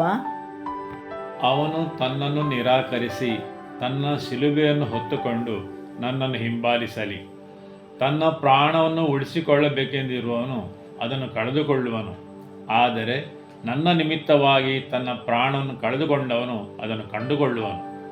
ಆಮೆನ್. ಇಲ್ಲಿ ದೇವರ ವಾಕ್ಯ ಹೇಳುವ ಜೀವವು ಪ್ರಾಣವಾಗಿದೆ, ನಿಮ್ಮ ಪ್ರಾಣದ ಜೀವ. ಇಲ್ಲಿ ಪ್ರಾಣವೆಂದರೆ ನಿಮ್ಮ ಸಂಕಲ್ಪ, ಹೃದಯ ಮತ್ತು ಬಯಕೆಗಳನ್ನು ಒಳಗೊಂಡಿದೆ. ಇಲ್ಲಿ ಯೇಸು ಹೇಳುವ ಪ್ರಾಣವೆಂದರೆ ನಿಮ್ಮ ದಾರಿಗಳು, ಇಚ್ಛೆಗಳು ಆಗಿವೆ. ಹೌದಲ್ಲವೇ? ದೇವರ ವಾಕ್ಯವು ಹೇಳುತ್ತದೆ, ತನ್ನ ಪ್ರಾಣವನ್ನು ಉಳಿಸಿಕೊಳ್ಳಬೇಕೆಂದಿರುವವನು. ಯಾರು ಆ ಪ್ರಾಣವನ್ನು ಕಾಪಾಡುತ್ತಾರೆ, ಅಂದರೆ ಅವರದೇ ಯೋಜನೆಗಳನ್ನು ಮತ್ತು ಅವುಗಳನ್ನು ಹಿಡಿದಿಟ್ಟುಕೊಳ್ಳುವವನು, ದೇವರ ವಾಕ್ಯವು ಹೇಳುತ್ತದೆ, ಅವನು ಅದನ್ನು ಕಳಕೊಳ್ಳುವನು. ಆದರೆ ಯಾರು ತನ್ನ ಪ್ರಾಣವನ್ನು ನನಗಾಗಿ ಕಳಕೊಳ್ಳುತ್ತಾನೆ, ಹೌದು, ಅವನದೇ ಆದ ಮಹತ್ವಾಕಾಂಕ್ಷೆಗಳನ್ನು, ಬಯಕೆಗಳನ್ನು, ಯೋಜನೆಗಳನ್ನು ಯೇಸುವಿಗಾಗಿ ಕಳಕೊಳ್ಳುತ್ತಾನೆ, ಆತನು ಪರಲೋಕ ರಾಜ್ಯಕ್ಕಾಗಿ ನಿರಾಕರಿಸುತ್ತಾನೆ, ಅವನು ತನ್ನ ಪ್ರಾಣವನ್ನು ಕಂಡುಕೊಳ್ಳುತ್ತಾನೆ. ಆಮೆನ್. ಆತನು ತನ್ನ ನಿಜವಾದ ಪ್ರಾಣವನ್ನು ಪಡೆದುಕೊಳ್ಳುತ್ತಾನೆ. ಹಾಲೆಲೂಯ. ವಾಕ್ಯ 26 ಓದುವ. ಒಬ್ಬ ಮನುಷ್ಯನು ಭೂಲೋಕವನ್ನೆಲ್ಲ ಸಂಪಾದಿಸಿಕೊಂಡರೂ ಅವನ ಪ್ರಾಣವನ್ನು ಕಳೆದುಕೊಂಡರೆ ಅವನಿಗೆ ಪ್ರಯೋಜನವೇನು? ಹೌದು, ಒಬ್ಬ ಮನುಷ್ಯನು ಭೂಲೋಕವನ್ನೆಲ್ಲ ಸಂಪಾದಿಸಿಕೊಂಡರೂ ಅವನ ಪ್ರಾಣವನ್ನು ಕಳೆದುಕೊಂಡರೆ ಅವನಿಗೆ ಪ್ರಯೋಜನವೇನು? ನೀವು ಖಂಡಿತವಾಗಿಯೂ ಈ ವಾಕ್ಯವನ್ನು ಹಲವು ಬಾರಿ ಕೇಳಿರಬಹುದು. ಹೌದು, ಈಗ ಇಲ್ಲಿ ಆತನು ನಿಮ್ಮ ಪ್ರಾಣಕ್ಕೆ ಅಪಾರ ಮೌಲ್ಯವನ್ನು ನೀಡಿದ್ದಾನೆ. ಈಗ ಸರಿಯಾಗಿ ತಿಳಿದುಕೊಳ್ಳಿ, ಪರಲೋಕ ರಾಜ್ಯದ ನಿಧಿಗೆ ಅಪಾರವಾದ ಮೌಲ್ಯವಿದೆ, ಹಾಗೂ ನಿಮ್ಮ ಪ್ರಾಣಕ್ಕೂ ಅಪಾರವಾದ ಮೌಲ್ಯವಿದೆ. ಆಮೆನ್. ದೇವರ ವಾಕ್ಯ ಹೇಳುತ್ತದೆ, ಒಬ್ಬ ಮನುಷ್ಯನು ಭೂಲೋಕವನ್ನೆಲ್ಲ ಸಂಪಾದಿಸಿಕೊಂಡರೂ ಅವನ ಪ್ರಾಣವನ್ನು ಕಳೆದುಕೊಂಡರೆ ಅವನಿಗೆ ಪ್ರಯೋಜನವೇನು? ಹೌದು, ಭೂಲೋಕದಲ್ಲಿ ನೀವು ಏನನ್ನಾದರೂ ಸಂಪಾದಿಸಬೇಕಾದರೆ ಈ ಭೂಲೋಕವು ಅದರ ಬೆಲೆಯಾಗಿ ನಿಮ್ಮ ಪ್ರಾಣವನ್ನು ಕೇಳುತ್ತದೆ, ಸರಿಯಲ್ಲವೇ? ನೀವಿಲ್ಲಿ ವ್ಯವಹರಿಸಬೇಕು. ಭೌತಿಕ ಕ್ಷೇತ್ರದಲ್ಲಿ ನೀವು ಏನನ್ನಾದರೂ ಕೊಂಡುಕೊಳ್ಳಬೇಕಾದರೆ, ಅಂದರೆ ಬರ್ಗರನ್ನು ತೆಗೆದುಕೊಳ್ಳಬೇಕಾದರೆ ಹಣವನ್ನು ನೀಡಬೇಕು, ಸರಿಯಲ್ಲವೇ? ಭೌತಿಕ ಹಣವನ್ನು ನೀಡಬೇಕು, ಹೌದಲ್ಲವೇ? ಹೌದು. ಆದರೆ ಇಲ್ಲಿ ದೇವರ ವಾಕ್ಯ ಹೇಳುತ್ತದೆ, ಈ ಪ್ರಪಂಚದಲ್ಲಿ ನೀವು ಒಟ್ಟುಗೂಡಿಸಲು ಬಯಸುವ ವಸ್ತುಗಳು ಬೆಲೆಯನ್ನು ಬೇಡುತ್ತವೆ. ಹೌದು, ಈ ಲೋಕದ ರಾಜಕುಮಾರನು ಆ ಬೆಲೆಯನ್ನು ಬೇಡುತ್ತಾನೆ. ಯೇಸು ಈ ಭೂಲೋಕದಲ್ಲಿರುವಾಗ ಗೆತ್ಸೆಮನೆ ತೋಟದಲ್ಲಿ ಆತನು ಹೇಳುತ್ತಾನೆ, ಏನನ್ನು ಹೇಳುತ್ತಾನೆ? ಈ ಲೋಕದ ರಾಜಕುಮಾರನು ಬರುತ್ತಾನೆ, ಆದರೆ ಅವನಿಗೆ ನನ್ನೊಳಗೆ ಏನೂ ಇಲ್ಲ. ಯೇಸು ಏನನ್ನು ಹೇಳುತ್ತಾರೆ? ಈ ಲೋಕದ ರಾಜಕುಮಾರನು ಬರುತ್ತಾನೆ, ಆದರೆ ಅವನಿಗೆ ನನ್ನೊಳಗೆ ಏನೂ ಇಲ್ಲ. ಅಂದರೆ ಈ ರಾಜಕುಮಾರನು ಕೆಲವೊಂದು ವಿಷಯಗಳನ್ನು ನಿಮ್ಮೊಳಗೆ ಹಾಕುತ್ತಾನೆ, ಸರಿಯಲ್ಲವೇ? ಯೇಸು ದೇವಕುಮಾರನಾಗಿ ಹೇಳುತ್ತಾನೆ, ಈ ಲೋಕದ ರಾಜಕುಮಾರನು ಬರುತ್ತಾನೆ, ಆದರೆ ಅವನಾಗಿ ನನ್ನೊಳಗೆ ಏನನ್ನೂ ಠೇವಣಿ ಇಡಲು ಸಾಧ್ಯವಿಲ್ಲ. ಹೌದು, ನಮ್ಮ ಈ ಭೂಲೋಕದ ಪ್ರಯಾಣದಲ್ಲಿ, ನಮ್ಮ ಜೀವನದಲ್ಲಿ ನಾವು ಅನುಭವಿಸಿದ ನೋವುಗಳು, ನಾವು ಹಾದು ಬಂದ ಪರಿಸ್ಥಿತಿಗಳು, ಅವುಗಳು ತಿರಸ್ಕಾರ ಇರಬಹುದು, ನೋವಿರಬಹುದು, ಆನಂದವಿರಬಹುದು, ವಾತ್ಸಲ್ಯವಿರಬಹುದು, ಅವುಗಳು ಯಾವುದನ್ನೇ ನನ್ನೊಳಗೆ ಠೇವಣಿ ಇಡಲು ಸಾಧ್ಯವಿಲ್ಲ. ಅದು ನೋವು, ತಿರಸ್ಕಾರ ಯಾವುದೇ ಇರಬಹುದು. ಈ ಲೋಕವು ನನ್ನ ಮೇಲೆ ಎಸೆದವುಗಳೆಲ್ಲವೂ ನನ್ನನ್ನು ವಂಚಿಸಿದ್ದು ಸಹ. ಹೌದು, ಆತನ ಸ್ವತಃ ಶಿಷ್ಯರೇ ಆತನನ್ನು ವಂಚಿಸಿದರು, ಸರಿಯಲ್ಲವೇ? ಆತನು ಯಾರಿಗೆ ಆಹಾರ ನೀಡಿದ್ದನೋ ಅದೇ ಜನರು ಆತನನ್ನು ಸಿಲುಬೆಗೆ ಏರಿಸಿ ಎಂದು ಬೊಬ್ಬಿಟ್ಟರು. ಯಾರೆಲ್ಲ ಆತನ ಕೈಯಿಂದ ರೊಟ್ಟಿಯನ್ನು ತಿಂದರೋ, ಯಾರನ್ನೆಲ್ಲ ಆತನು ಗುಣಪಡಿಸಿದನೋ ಆ ಜನರು ಅವನಿಗೆ ವಿರುದ್ಧವಾಗಿ ಎದ್ದು ಸಿಲುಬೆಗೆ ಏರಿಸಿ ಎಂದು ಕೂಗಿಕೊಂಡರು. ಆದುದರಿಂದ ಆತನು ದ್ರೋಹವನ್ನು ಎದುರಿಸುತ್ತಾನೆ, ಆತನು ನೋವಿನಲ್ಲಿ ಹಾದು ಹೋಗುತ್ತಾನೆ, ನೋವನ್ನು ಅನುಭವಿಸುತ್ತಾನೆ. ಆದರೆ ಗೆತ್ಸೆಮನೆ ತೋಟದಲ್ಲಿ ಆತನು ಘೋಷಿಸುತ್ತಾನೆ, ನಾನು ಹಾದು ಬಂದ ಎಲ್ಲ ಆತಂಕಗಳ ಮೂಲಕ ಈ ಲೋಕದಲ್ಲಿ ಅವನು ನನ್ನ ಮೇಲೆ ಎಸೆದವುಗಳಿಂದಾಗಿ ಅವನು ನನ್ನೊಳಗೆ ಏನನ್ನೂ ಠೇವಣಿ ಇಡಲು ಸಾಧ್ಯವಾಗಲಿಲ್ಲ. ಆಮೇನ್. ಇವತ್ತು ನೀವು ನಿಮ್ಮಲ್ಲೇ ಕೇಳಿಕೊಳ್ಳಿ, ಈ ಲೋಕದ ರಾಜಕುಮಾರನು ನಿಮ್ಮೊಳಗೆ ಏನನ್ನಾದರೂ ಠೇವಣಿ ಇಟ್ಟಿದ್ದಾನೆಯೇ? ಹೌದು, ಏನನ್ನಾದರೂ ಠೇವಣಿ ಇಟ್ಟಿದ್ದಾನೆಯೇ ಎಂದು. ಅವನು ಎಲ್ಲಿ ಠೇವಣಿ ಇಡುತ್ತಾನೆ? ನಿಮ್ಮ ಪ್ರಾಣದೊಳಗೆ. ಕೆಲವು ದಿನಗಳ ಹಿಂದೆ ಬಂಧನದಲ್ಲಿರುವ ಆತ್ಮದ ಬಗ್ಗೆ ಕೇಳಿದೆವು. ಯಾರಿಗೆಲ್ಲ ನೆನಪಿದೆ? ಮನುಷ್ಯರು, ಆದರೆ ಅವರ ಪ್ರಾಣಗಳು ಬಂಧನದಲ್ಲಿರುತ್ತವೆ. ಅವರ ಪ್ರಾಣಗಳು ಛಿದ್ರಗೊಂಡಿವೆ. ಬೇರೆ ಬೇರೆ ಆಘಾತಗಳಿಂದಾಗಿ, ಜೀವನದ ಬೇರೆ ಬೇರೆ ಪರಿಸ್ಥಿತಿಗಳಿಂದಾಗಿ, ಅವರು ಹಾದು ಹೋದ ಬೇರೆ ಬೇರೆ ಸನ್ನಿವೇಶಗಳಿಂದಾಗಿ ಅವರ ಪ್ರಾಣಗಳು ಛಿದ್ರಗೊಂಡಿವೆ. ಅವರು ಎಲ್ಲೋ ಒಂದು ಕಡೆ ಹಾಜರಿರಬಹುದು, ಆದರೆ ತಮ್ಮನ್ನೇ ಆ ಸ್ಥಳಗಳಿಗೆ ಎಳೆದುಕೊಂಡು ಹೋಗುತ್ತಾರೆ. ಹೇಗೆಂದರೆ ಯಾರೋ ಬಂಧನದಲ್ಲಿರುವವರಂತೆ. ಹೌದು, ನೋವಿನ ಬಂಧನ, ಆಘಾತದ ಬಂಧನ, ಕಹಿ ನೆನಪುಗಳು, ಕ್ಷಮಿಸದಿರುವಿಕೆ ಮುಂತಾದವುಗಳ ಬಂಧನ. ವೈರಿಯು ಜನರನ್ನು ಅದನ್ನು ಮಾಡಲು ಉಪಯೋಗಿಸುತ್ತಾನೆ. ಅವನು ಈ ಭೂಲೋಕದ ರಾಜಕುಮಾರನಾದ್ದರಿಂದ ಅವನದೇ ಕಾರ್ಯಕರ್ತರು ಇರುತ್ತಾರೆ, ಸರಿಯಲ್ಲವೇ? ಅವನು ಮನುಷ್ಯರನ್ನು ಮತ್ತು ನಿಮ್ಮ ಸುತ್ತಲಿರುವವರನ್ನು ಉಪಯೋಗಿಸುತ್ತಾನೆ. ಅವನ ಉದ್ದೇಶವೇನು? ನಿಮ್ಮೊಳಗೆ ಠೇವಣಿಯನ್ನಿಡಲು ಬಯಸುವುದು. ನಿಮ್ಮ ನೆರೆಯವರನ್ನು ನೋಡಿ ಕೇಳಿ, ನಿಮ್ಮಲ್ಲಿ ಏನಾದರೂ ಠೇವಣಿ ಇದೆಯೇ? ನಿಮ್ಮಲ್ಲಿ ಏನಾದರೂ ಕ್ಷಮಿಸದಿರುವಿಕೆ, ಕಹಿತನ, ನೋವು, ಮನುಷ್ಯರ ಮುಖಾಂತರ ದ್ರೋಹದಿಂದ ಠೇವಣಿಯನ್ನು ಇಡಲು ಶಕ್ತನಾಗಿದ್ದಾನೆಯೇ? ಆದುದರಿಂದ ನಿಮ್ಮ ಜೀವನದಲ್ಲಿ ನಡೆದ ಪ್ರತಿಯೊಂದು ಘಟನೆಗಳಲ್ಲಿ ಶತ್ರುವಿಗೆ ನಿಮ್ಮಲ್ಲೊಂದು ಉದ್ದೇಶವಿದೆ. ಶತ್ರುವಿಗೆ ಒಂದು ಉದ್ದೇಶವಿದೆ.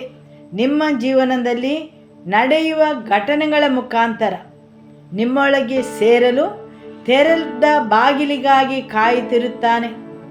ನಿಮ್ಮ ಪ್ರಾಣವನ್ನು ಛಿದ್ರಗೊಳಿಸಲು, ನಿಮ್ಮ ಪ್ರಾಣವು ನೋವಿನಿಂದ ಇರುವಂತೆ. ಯಾಕೆಂದರೆ ನೀವು ಸ್ವತಂತ್ರರಾಗಿರದಂತೆ ನೀವು ಯಾವಾಗಲೂ ನೋವಿನಿಂದ, ಆತಂಕದಿಂದ ಇರುವುದಕ್ಕಾಗಿ ಮತ್ತು ದೇವರು ನಿಮ್ಮೊಳಗಿಟ್ಟ ಆ ಸಾಮರ್ಥ್ಯದಂತೆ ನೀವು ಬಾಳಬಾರದೆಂದು. ಆಮೇನ್. ಕೆಲವು ದಿನಗಳ ಹಿಂದೆ ಒಬ್ಬ ದೇವ ಸೇವಕನನ್ನು ಕೇಳುತ್ತಾ ಇದ್ದೆ. ಅವನ ತಂದೆಗೆ ಸೇವೆಯ ಕಾರ್ಯವಿತ್ತು. ಅವನ ಜೀವನದ ಒಂದು ಗಳಿಗೆಯಲ್ಲಿ ಅವನ ತಾಯಿಯು ಗಂಡನನ್ನು, ಮಕ್ಕಳನ್ನು, ಸೇವೆಯನ್ನು ಎಲ್ಲ ತೊರೆದು ಹೋಗಿಬಿಟ್ಟಳು. ಆ ದೇವರ ಸೇವಕನು ಹೇಳುತ್ತಾನೆ ಸ್ತ್ರೀಯರ ಬಗ್ಗೆ. ಇವನು ಅತಿಯಾದ ಕೋಪ ಮತ್ತು ದ್ವೇಷದಿಂದ ಇದ್ದನು. ಅವನು ಎಂದಿಗೂ ಸ್ತ್ರೀಯರನ್ನು ನಂಬುವ ಸ್ಥಿತಿಯಲ್ಲಿರಲಿಲ್ಲ. ಯಾಕೆಂದರೆ ತನ್ನ ತಾಯಿಯಿಂದ ಅನುಭವಿಸಿದ ಆ ನೋವಿನಿಂದಾಗಿ. ಅದೊಂದು ವಿಶಿಷ್ಟವಾದ ಉದಾಹರಣೆ. ಜೀವನದ ಕೆಲವೊಂದು ಸನ್ನಿವೇಶಗಳು ನಿಮ್ಮ ಹೃದಯದಲ್ಲಿ ಠೇವಣಿ ಇಡುವುದರ ಬಗ್ಗೆ. ಹೌದು, ಅವನು ಹೇಳುತ್ತಾನೆ, ಆ ಘಟನೆ ನಡೆದ ಮೇಲೆ ನಾನು ಯಾವ ಹೆಂಗಸನ್ನು ನಂಬುವ ಸ್ಥಿತಿಯಲ್ಲಿ ಇರಲಿಲ್ಲ. ಯೇಸುವು ನನ್ನನ್ನು ಗುಣಪಡಿಸುವವರೆಗೆ ಮತ್ತು ಆತನು ನನಗೆ ಬಿಡುಗಡೆಯನ್ನು ನೀಡಿದನು, ಸರಿಯಲ್ಲವೇ? ಹೌದು.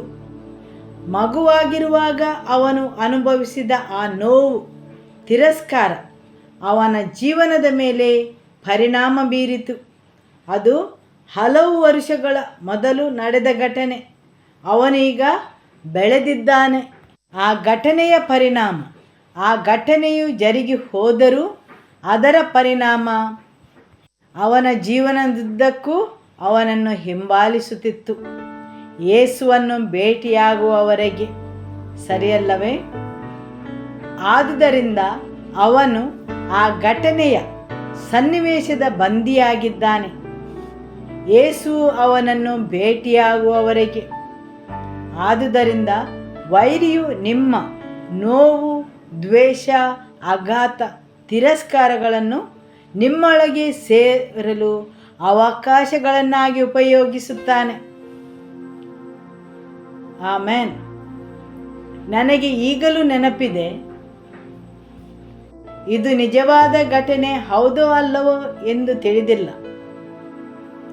ಹಿನ್ನೀರಿನ ಬದಿಗಳಲ್ಲಿ ಹಲವಾರು ಸೇಂದಿ ಅಂಗಡಿಗಳಿರುತ್ತವೆ. ಜನರು ಹೇಗೆ ಪ್ರಯಾಣಕ್ಕೆ ಕಾರನ್ನು ಉಪಯೋಗಿಸ್ತಾರೆ, ಅದೇ ರೀತಿ ಅಲ್ಲಿಯ ಜನರು ಚಿಕ್ಕ ಚಿಕ್ಕ ದೋಣಿಗಳನ್ನು ಈ ಸೇಂದಿ ಅಂಗಡಿಗಳಿಗೆ ಬರಲು ಉಪಯೋಗಿಸುತ್ತಿದ್ದರು. ಒಬ್ಬ ಮನುಷ್ಯನು ತನ್ನ ಕೆಲಸವಾದ ಮೇಲೆ ದೋಣಿಯಲ್ಲಿ ಸೇಂದಿ ಅಂಗಡಿಗೆ ಬರುತ್ತಾನೆ. ತನ್ನ ದೋಣಿಯನ್ನು ಗೂಟಕ್ಕೆ ಕಟ್ಟುತ್ತಾನೆ. ಹಿನ್ನೀರಿನ ಬದಿಯಲ್ಲಿರುವ ಅಂಗಡಿಯಲ್ಲಿ ತನಗೆ ಬೇಕಾದಷ್ಟು ಸೇಂದಿಯನ್ನು ಕುಡಿಯುತ್ತಾನೆ ಮತ್ತು ಹಿಂತಿರುಗಿ ಬಂದು ತನ್ನ ದೋಣಿಯಲ್ಲಿ ಕುಳಿತು ದೋಣಿಯನ್ನು ನಡೆಸುತ್ತಾ ಇದ್ದಾನೆ. ಇಡೀ ರಾತ್ರಿ ದೋಣಿಯನ್ನು ನಡೆಸುತ್ತಾ ಇದ್ದಾನೆ. ಆದರೆ ದೋಣಿ ಮುಂದುವರಿದು ಹೋಗಲಿಲ್ಲ. ಯಾಕೆಂದರೆ ಗೂಟಕ್ಕೆ ಕಟ್ಟಿದ ಹಗ್ಗವನ್ನು ಅವನು ಬಿಡಿಸಿರಲಿಲ್ಲ. ಹೌದು, ಇದೇ ಸ್ಥಿತಿ ಅನೇಕ ಜನರದ್ದಾಗಿರುತ್ತದೆ. ಅವರು ತಮ್ಮ ಜೀವನದಲ್ಲಿ ನಡೆದ ಘಟನೆಗಳನ್ನು, ಹಾದು ಹೋದ ಆ ಘಟನೆಗಳನ್ನು ತಮ್ಮಲ್ಲಿ ಹಿಡಿದಿಟ್ಟುಕೊಂಡಿರುವಾಗ ನೀವು ದೋಣಿಯನ್ನು ನಡೆಸುತ್ತಾ ಇರುತ್ತೀರಿ. ಆದರೆ ಆ ಹಗ್ಗವು ಅಲ್ಲೇ ಇದೆ, ಬಿಡಿಸದೆ. ಅರ್ಥವಾಯ್ತಲ್ಲವೇ? ಹೌದು, ಹಗ್ಗವು ಅಲ್ಲೇ ಕಟ್ಟಿಕೊಂಡಿದೆ.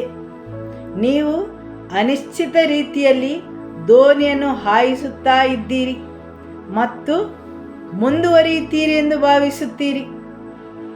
ಆದರೆ ನೀವು ಇನ್ನೂ ಆ ಹಿಂದಿನ ಘಟನೆ ಜರುಗಿದ ಸ್ಥಳದಲ್ಲೇ ಉಳಿದಿದ್ದೀರಿ. ಅದೇ ಹಿಂದಿನ ನೋವು, ಆತಂಕ, ಆಘಾತಗಳ ನೆನಪಲ್ಲೇ ಉಳಿದಿದ್ದೀರಿ ಮತ್ತು ನೀವಲ್ಲಿ ಸಿಲುಕಿಕೊಂಡಿದ್ದೀರಿ. ಸರಿಯಲ್ಲವೇ? ವಾಕ್ಯವನ್ನು ಮುಂದುವರಿಸುವ. ಒಬ್ಬ ಮನುಷ್ಯನು ಭೂಲೋಕವನ್ನೆಲ್ಲ ಸಂಪಾದಿಸಿಕೊಂಡರೂ ಅವನ ಪ್ರಾಣವನ್ನು ಕಳೆದುಕೊಂಡರೆ ಅವನಿಗೆ ಪ್ರಯೋಜನವೇನು? ಅಥವಾ ಒಬ್ಬನು ತನ್ನ ಪ್ರಾಣಕ್ಕೆ ಬದಲಿಗೆ ಏನು ಕೊಟ್ಟಾನು? ಹೌದು, ಒಬ್ಬನು ತನ್ನ ಪ್ರಾಣಕ್ಕೆ ಏನು ಈಡು ಕೊಟ್ಟಾನು? ಕೊಡಲು ನಿಮ್ಮಲ್ಲಿ ಏನಾದರೂ ಇದೆಯೇ? ಕೀರ್ತನೆ 49 ಹೇಳುತ್ತದೆ, ದೇವರಿಗೆ ಈಡನ್ನು ಕೊಟ್ಟು ಅವನ ಪ್ರಾಣವನ್ನು ಬಿಡಿಸಲಾರನು. ಅಂಥದ್ದು ಏನಾದರೂ ಮನುಷ್ಯನಲ್ಲಿ ಇದೆಯೇ? ಅವನು ಈ ಭೂಲೋಕಕ್ಕೆ ಬರುವಾಗ ಅಂಥದ್ದನ್ನು ತಂದಿದ್ದಾನೆಯೇ? ಅವನು ಈ ಭೂಮಿಗೆ ಹೇಗೆ ಬಂದಿದ್ದಾನೆ? ನಗ್ನನಾಗಿ, ಬರೀ ಕೈಯಲ್ಲಿ. ಒಬ್ಬನು ತನ್ನ ಪ್ರಾಣಕ್ಕೆ ಏನು ಈಡು ಕೊಟ್ಟಾನು? ಅವನ ಪ್ರಾಣವು ಭ್ರಷ್ಟತೆಯನ್ನು ಕಾಣದಂತೆ. ಕೀರ್ತನಗಾರನು ಮುಂದುವರಿಸಿ ಹೇಳುತ್ತಾನೆ, ಬೆಳ್ಳಿಯೆಲ್ಲ ನನ್ನದು, ಬಂಗಾರವೆಲ್ಲ ನನ್ನದು. ಕಾಡಿನಲ್ಲಿರುವ ಸರ್ವ ಮೃಗಗಳು, ಗುಡ್ಡಗಳಲ್ಲಿರುವ ಸಾವಿರಾರು ಪಶುಗಳು ನನ್ನವೇ. ನಿನ್ನ ಸೃಷ್ಟಿಕರ್ತನಿಗೆ ಯಾವ ಬೆಲೆಯನ್ನು ನೀವು ನೀಡಲು ಸಾಧ್ಯ? ನಿಮ್ಮ ಪ್ರಾಣ ನಿತ್ಯಕಾಲಕ್ಕೂ ನಾಶವಾಗದಂತೆ ನೀಡಲು ನಿಮ್ಮ ಬಳಿ ಏನಿದೆ? ಆದುದರಿಂದ ಒಬ್ಬನು ತನ್ನ ಪ್ರಾಣಕ್ಕೆ ಏನು ಈಡು ಕೊಟ್ಟಾನು? ಆದುದರಿಂದ ದೇವರ ವಾಕ್ಯ ಹೇಳುತ್ತದೆ, ಒಬ್ಬ ಮನುಷ್ಯನು ಲೋಕವನ್ನೆಲ್ಲ ಸಂಪಾದಿಸಿಕೊಂಡರೂ ಪ್ರಾಣ ನಷ್ಟಪಟ್ಟರೆ, ಹೌದು, ನಿಮ್ಮ ಪ್ರಾಣವನ್ನು ವ್ಯಾಪಾರಕ್ಕೆ ಹಾಕಿ ನೀವು ಅನೇಕ ವಿಷಯಗಳನ್ನು ಗಳಿಸಬಹುದು. ಹೌದು, ನಿಮ್ಮ ಪ್ರಾಣವನ್ನು ವ್ಯಾಪಾರಕ್ಕೆ ಹಾಕಿ. ಅನೇಕ ಜನರು ಹೇಗೆ ತಮ್ಮ ಪ್ರಾಣವನ್ನು ಉಪಯೋಗಿಸುತ್ತಾರೆ ಎಂಬುದರ ಬಗ್ಗೆ ಇನ್ನೊಮ್ಮೆ ಹೇಳುತ್ತೇನೆ. ಜನರು ಮನುಷ್ಯರ ಪ್ರಾಣವನ್ನು ಕದ್ದು ವ್ಯಾಪಾರವನ್ನು ಮಾಡುತ್ತಾರೆ. ಯಾಕೆಂದರೆ ಜನರ ಪ್ರಾಣದಲ್ಲಿ ಅವರ ನಿರ್ದಿಷ್ಟ ಗುರಿ ಸ್ಥಾನವು ಅಳವಡಿಸಿಕೊಂಡಿದೆ. ಸೈತಾನನಲ್ಲಿ ತನ್ನದೇ ಆದದ್ದು ಏನೂ ಇಲ್ಲ. ಪ್ರತಿಯೊಂದು ದೇವರು ಸೃಷ್ಟಿಸಿದ್ದು ಮಾತ್ರ ಇದೆ. ಅವನು ಕದಿಯುತ್ತಾನೆ ಮತ್ತು ಅವನನ್ನು ಕಳ್ಳನೆಂದು ಕರೆಯುತ್ತಾರೆ, ಸರಿಯಲ್ಲವೇ? ಯೋಹಾನ ಅಧ್ಯಾಯ 10 ವಾಕ್ಯ 10ರಲ್ಲಿ ಹೇಳಿ, ಕಳ್ಳನಾದರೋ ಕದ್ದುಕೊಳ್ಳುವುದಕ್ಕೂ ಕೊಯ್ಯುವುದಕ್ಕೂ ಮತ್ತು ನಾಶ ಮಾಡುವುದಕ್ಕೂ ಬರುತ್ತಾನೆ. ಆದುದರಿಂದ ವೈರಿಯು ನಿಮ್ಮಲ್ಲಿ ಮಾಡುವುದೆಲ್ಲವೂ ನಿಮ್ಮಿಂದ ಕೆಲವನ್ನು ಕದಿಯಲು, ನಿಮ್ಮಿಂದ ಕೆಲವನ್ನು ಕೊಲ್ಲಲು ಮತ್ತು ನಾಶ ಮಾಡಲು. ಅವನು ಜೀವಗಳನ್ನು ಕದಿಯಲು, ಸಂಬಂಧಗಳನ್ನು ಕದಿಯಲು, ಮನುಷ್ಯನ ನಿರ್ದಿಷ್ಟ ಸ್ಥಾನವನ್ನು ಕದಿಯಲು ಬರುತ್ತಾನೆ. ಅವನಿಗೆ ಹಾಗೆ ಮಾಡಲು ಯಾವ ಅಧಿಕಾರವಿದೆ? ಅವನು ಜನರ ನಿರ್ದಿಷ್ಟ ಸ್ಥಾನಗಳನ್ನು ಕದಿಯುತ್ತಾನೆ, ಪ್ರಾಣಗಳನ್ನು ಕಟ್ಟಿಹಾಕಲು ಕಾರಣನಾಗುತ್ತಾನೆ. ಹೇಗೆ ದೋಣಿಯನ್ನು ಕಟ್ಟಿಹಾಕಿ ಆ ಮನುಷ್ಯನು ದೋಣಿಯನ್ನು ನಡೆಸಿದ ಹಾಗೆ ಅನೇಕ ಜನರ ನಿರ್ದಿಷ್ಟ ಸ್ಥಾನವು ಸಿಲುಕಿಕೊಂಡಿದೆ. ಅವರು ಮುಂದುವರಿಸಿ ಹೋಗಲಾರರು. ಜೀವನದ ಬೇರೆ ಬೇರೆ ಸಂಗತಿಗಳು ಅವರನ್ನು ಬಂಧನದಲ್ಲಿ ಇಟ್ಟಿವೆ, ಸರಿಯಲ್ಲವೇ? ಹೌದು, ದೇವರ ವಾಕ್ಯ ನಿಮಗೆ ಅರ್ಥವಾಗ್ತದಲ್ಲವೇ? ನೀವು ದೇವರ ವಾಕ್ಯದಿಂದ ಆಶೀರ್ವಾದವನ್ನು ಹೊಂದುತ್ತೀರಿ ಅಲ್ಲವೇ? Amen, hallelujah. ಆದುದರಿಂದ ಮನುಷ್ಯನು ತನ್ನ ಪ್ರಾಣಕ್ಕೆ ಯಾವ ಬೆಲೆಯನ್ನು ಕಟ್ಟಲು ಸಾಧ್ಯ? ಅವನಲ್ಲಿ ಅಂಥದ್ದೇನಾದರೂ ಇದೆಯೇ? ತನ್ನ ಸೃಷ್ಟಿಕರ್ತನ ಎದುರಿಗೆ ಬಂದು ನಿಲ್ಲುವಾಗ ತನ್ನ ನಾಶವಾಗುವ ಪ್ರಾಣವನ್ನು ಹಿಂದೆ ತೆಗೆದುಕೊಳ್ಳಲು ನಿಮ್ಮಲ್ಲಿ ಅಂಥದ್ದೇನಾದರೂ ಇದೆಯೇ? ಯೋಬನು ಹೇಳಿದನು, ಏನೂ ಇಲ್ಲದವನಾಗಿ ತಾಯಿಯ ಗರ್ಭದಿಂದ ಬಂದೆನು, ಏನೂ ಇಲ್ಲದವನಾಗಿ ಗತಿಸಿ ಹೋಗುವೆನು. ಹೌದು, ಆದುದರಿಂದ ಏನೂ ಇಲ್ಲದವನಾಗಿ ಈ ಭೂಲೋಕಕ್ಕೆ ಬಂದಿದ್ದೀರಿ. ಅದೇ ರೀತಿ ನಿಮ್ಮ ಸೃಷ್ಟಿಕರ್ತನ ಬಳಿ ಹಿಂತಿರುಗಿ ಹೋಗುವಾಗ ನೀವು ಏನನ್ನೂ ತೆಗೆದುಕೊಂಡು ಹೋಗುವುದಿಲ್ಲ. ನಿಮ್ಮ ಪ್ರಾಣವು ನಿತ್ಯ ಕಾಲಕ್ಕೂ ನಾಶವಾಗದಂತೆ. ಆದುದರಿಂದ ನೀವು ಈ ಭೂಲೋಕದಲ್ಲಿರುವಾಗ ನಿಮ್ಮ ಈ ಪ್ರಪಂಚದ ಪ್ರಯಾಣ ಎಂಬ ಹೊಲದಲ್ಲಿ ಪರಲೋಕ ರಾಜ್ಯದ ನಿಧಿಯನ್ನು ಕಂಡುಕೊಳ್ಳಬೇಕು. ಹೌದು, ದೇವರ ರಾಜ್ಯದ ನಿಧಿಯನ್ನು ನಿಮ್ಮ ಮನಸ್ಸು ಮತ್ತು ತಿಳುವಳಿಕೆಯು ತೆರೆಯಲ್ಪಡಬೇಕು. 2 ಕೊರಿಂಥದವರಿಗೆ ಅಧ್ಯಾಯ 4 ವಾಕ್ಯ 4ರಲ್ಲಿ ಹೇಳಿದೆ, ಇವರಲ್ಲಿ ದೇವರ ಪ್ರತಿರೂಪವಾಗಿರುವ ಕ್ರಿಸ್ತನ ತೇಜಸ್ಸನ್ನು ತೋರಿಸುವ ಸುವಾರ್ತೆಯ ಬೆಳಕನ್ನು ನೋಡಬಾರದೆಂದು ಈ ಲೋಕದ ದೇವರು ನಂಬಿಕೆ ಇಲ್ಲದವರ ಮನಸ್ಸನ್ನು ಕುರುಡು ಮಾಡಿದ್ದಾನೆ. ಇವರಲ್ಲಿ ದೇವರ ಪ್ರತಿರೂಪವಾಗಿರುವ ಕ್ರಿಸ್ತನ ತೇಜಸ್ಸನ್ನು ತೋರಿಸುವ ಸ್ವಾರ್ಥೆಯ ಬೆಳಕನ್ನು ನೋಡಬಾರದೆಂದು ಈ ಲೋಕದ ದೇವರು ನಂಬಿಕೆ ಇಲ್ಲದವರ ಮನಸ್ಸನ್ನು ಕುರುಡು ಮಾಡಿದ್ದಾನೆ. ಈ ಪ್ರಪಂಚದ ದೇವರು ನಂಬಿಕೆ ಇಲ್ಲದವರ ಮನಸ್ಸನ್ನು ಮಂಕು ಮಾಡಿದ್ದಾನೆ. ಹೌದು, ಒಂದು ವೇಳೆ ಅವರು ನಂಬಿದರೆ ಸುವಾರ್ತೆಯ ಬೆಳಕು ಅವರಲ್ಲಿ ಸೇರುತ್ತಿತ್ತು. ದೇವರ ವಾಕ್ಯದ ಮೌಲ್ಯವನ್ನು ತಿಳಿದಿದ್ದರೆ, ಈ ಪರಲೋಕ ರಾಜ್ಯದ ನಿಧಿಯ ಅಪಾರ ಮೌಲ್ಯವನ್ನು ಅವರು ತಿಳಿದಿದ್ದರೆ ಆ ಪ್ರಕಾಶವು ಅವರಲ್ಲಿ ಉಜ್ವಲಿಸುತ್ತಿತ್ತು. ಮತ್ತಾಯ ಅಧ್ಯಾಯ 16 ವಾಕ್ಯ 24ರಿಂದ. ಆನಂತರ ಯೇಸು ತನ್ನ ಶಿಷ್ಯರಿಗೆ ಹೇಳಿದ್ದೇನೆಂದರೆ, ಯಾವನಾದರೂ ನನ್ನನ್ನು ಹಿಂಬಾಲಿಸುವುದಕ್ಕೆ ಬಯಸಿದರೆ ಅವನು ತನ್ನನ್ನು ನಿರಾಕರಿಸಿ ತನ್ನ ಶಿಲುಬೆಯನ್ನು ಹೊತ್ತುಕೊಂಡು ನನ್ನನ್ನು ಹಿಂಬಾಲಿಸಲಿ. ತನ್ನ ಪ್ರಾಣವನ್ನು ಉಳಿಸಿಕೊಳ್ಳಬೇಕೆಂದಿರುವವನು ಅದನ್ನು ಕಳೆದುಕೊಳ್ಳುವನು. ಆದರೆ ನನ್ನ ನಿಮಿತ್ತವಾಗಿ ತನ್ನ ಪ್ರಾಣವನ್ನು ಕಳೆದುಕೊಂಡವನು ಅದನ್ನು ಕಂಡುಕೊಳ್ಳುವನು. ಒಬ್ಬ ಮನುಷ್ಯನು ಭೂಲೋಕವನ್ನೆಲ್ಲ ಸಂಪಾದಿಸಿಕೊಂಡರೂ ಅವನ ಪ್ರಾಣವನ್ನು ಕಳೆದುಕೊಂಡರೆ ಅವನಿಗೆ ಪ್ರಯೋಜನವೇನು? ಅಥವಾ ಒಬ್ಬನು ತನ್ನ ಪ್ರಾಣಕ್ಕೆ ಬದಲಿಗೆ ಏನು ಕೊಟ್ಟಾನು? ಆಮೇನ್. ಮತ್ತಾಯ ಅಧ್ಯಾಯ 13 ವಾಕ್ಯ 44. ಪರಲೋಕ ರಾಜ್ಯವು ಹೊಲದಲ್ಲಿ ಮುಚ್ಚಿಟ್ಟ ನಿಧಿಗೆ ಹೋಲಿಕೆಯಾಗಿದೆ. ಒಬ್ಬನು ಅದನ್ನು ಕಂಡುಕೊಂಡು ಮುಚ್ಚಿಟ್ಟು ತನಗಾದ ಸಂತೋಷದಿಂದ ಹೊರಟು ಹೋಗಿ ತನಗಿದ್ದದೆಲ್ಲವನ್ನು ಮಾರಿ ಆ ಹೊಲವನ್ನು ಕೊಂಡುಕೊಂಡನು. ಹೌದು, ಸಂತೋಷದಿಂದ. ಹೌದು, ಆ ಗಳಿಗೆಯಲ್ಲಿ ಆ ಮನುಷ್ಯನು ಒಂದು ವಿಷಯವನ್ನು ಗುರುತಿಸಿಕೊಂಡನು. ದೇವರ ವಾಕ್ಯ ಹೇಳುತ್ತದೆ ಸಂತೋಷದಿಂದ ಎಂದು. ಪುನಃ ಓದುವ. ಪರಲೋಕ ರಾಜ್ಯವು ಹೊಲದಲ್ಲಿ ಮುಚ್ಚಿಟ್ಟ ನಿಧಿಗೆ ಹೋಲಿಕೆಯಾಗಿದೆ. ಒಬ್ಬನು ಅದನ್ನು ಕಂಡುಕೊಂಡು ಮುಚ್ಚಿಟ್ಟು ತನಗಾದ ಸಂತೋಷದಿಂದ ಹೊರಟು ಹೋಗಿ ತನಗಿದ್ದದೆಲ್ಲವನ್ನು ಮಾರಿ ಆ ಹೊಲವನ್ನು ಕೊಂಡುಕೊಂಡನು. ಹೌದು, ಕೆಲವೊಂದು ಸಮಯದ ನಂತರ ಪರಲೋಕ ರಾಜ್ಯದ ವಿಷಯಗಳ ಮೇಲೆ ಸಂತೋಷ ಪಡುವುದು. ನಿಮ್ಮ ನೆರೆಯವರಲ್ಲಿ ಹೇಳಿ, ಪರಲೋಕ ರಾಜ್ಯದ ವಿಷಯಗಳ ಮೇಲೆ ಸಂತೋಷ ಪಡುವುದು. ಪರಲೋಕ ರಾಜ್ಯದ ನಿಧಿಗಳ ಮೇಲೆ. ಆ ಸಂತೋಷವು ಆ ಮನುಷ್ಯನು ಎಲ್ಲವನ್ನು ಮಾರಲು ಕಾರಣವಾಯಿತು. ಯಾಕೆಂದರೆ ಬೇರೆಲ್ಲವೂ ಅವನಿಗೆ ಸಂತೋಷವನ್ನು ನೀಡಲಿಲ್ಲ. ಸರಿಯಲ್ಲವೇ? ಆಮೇನ್.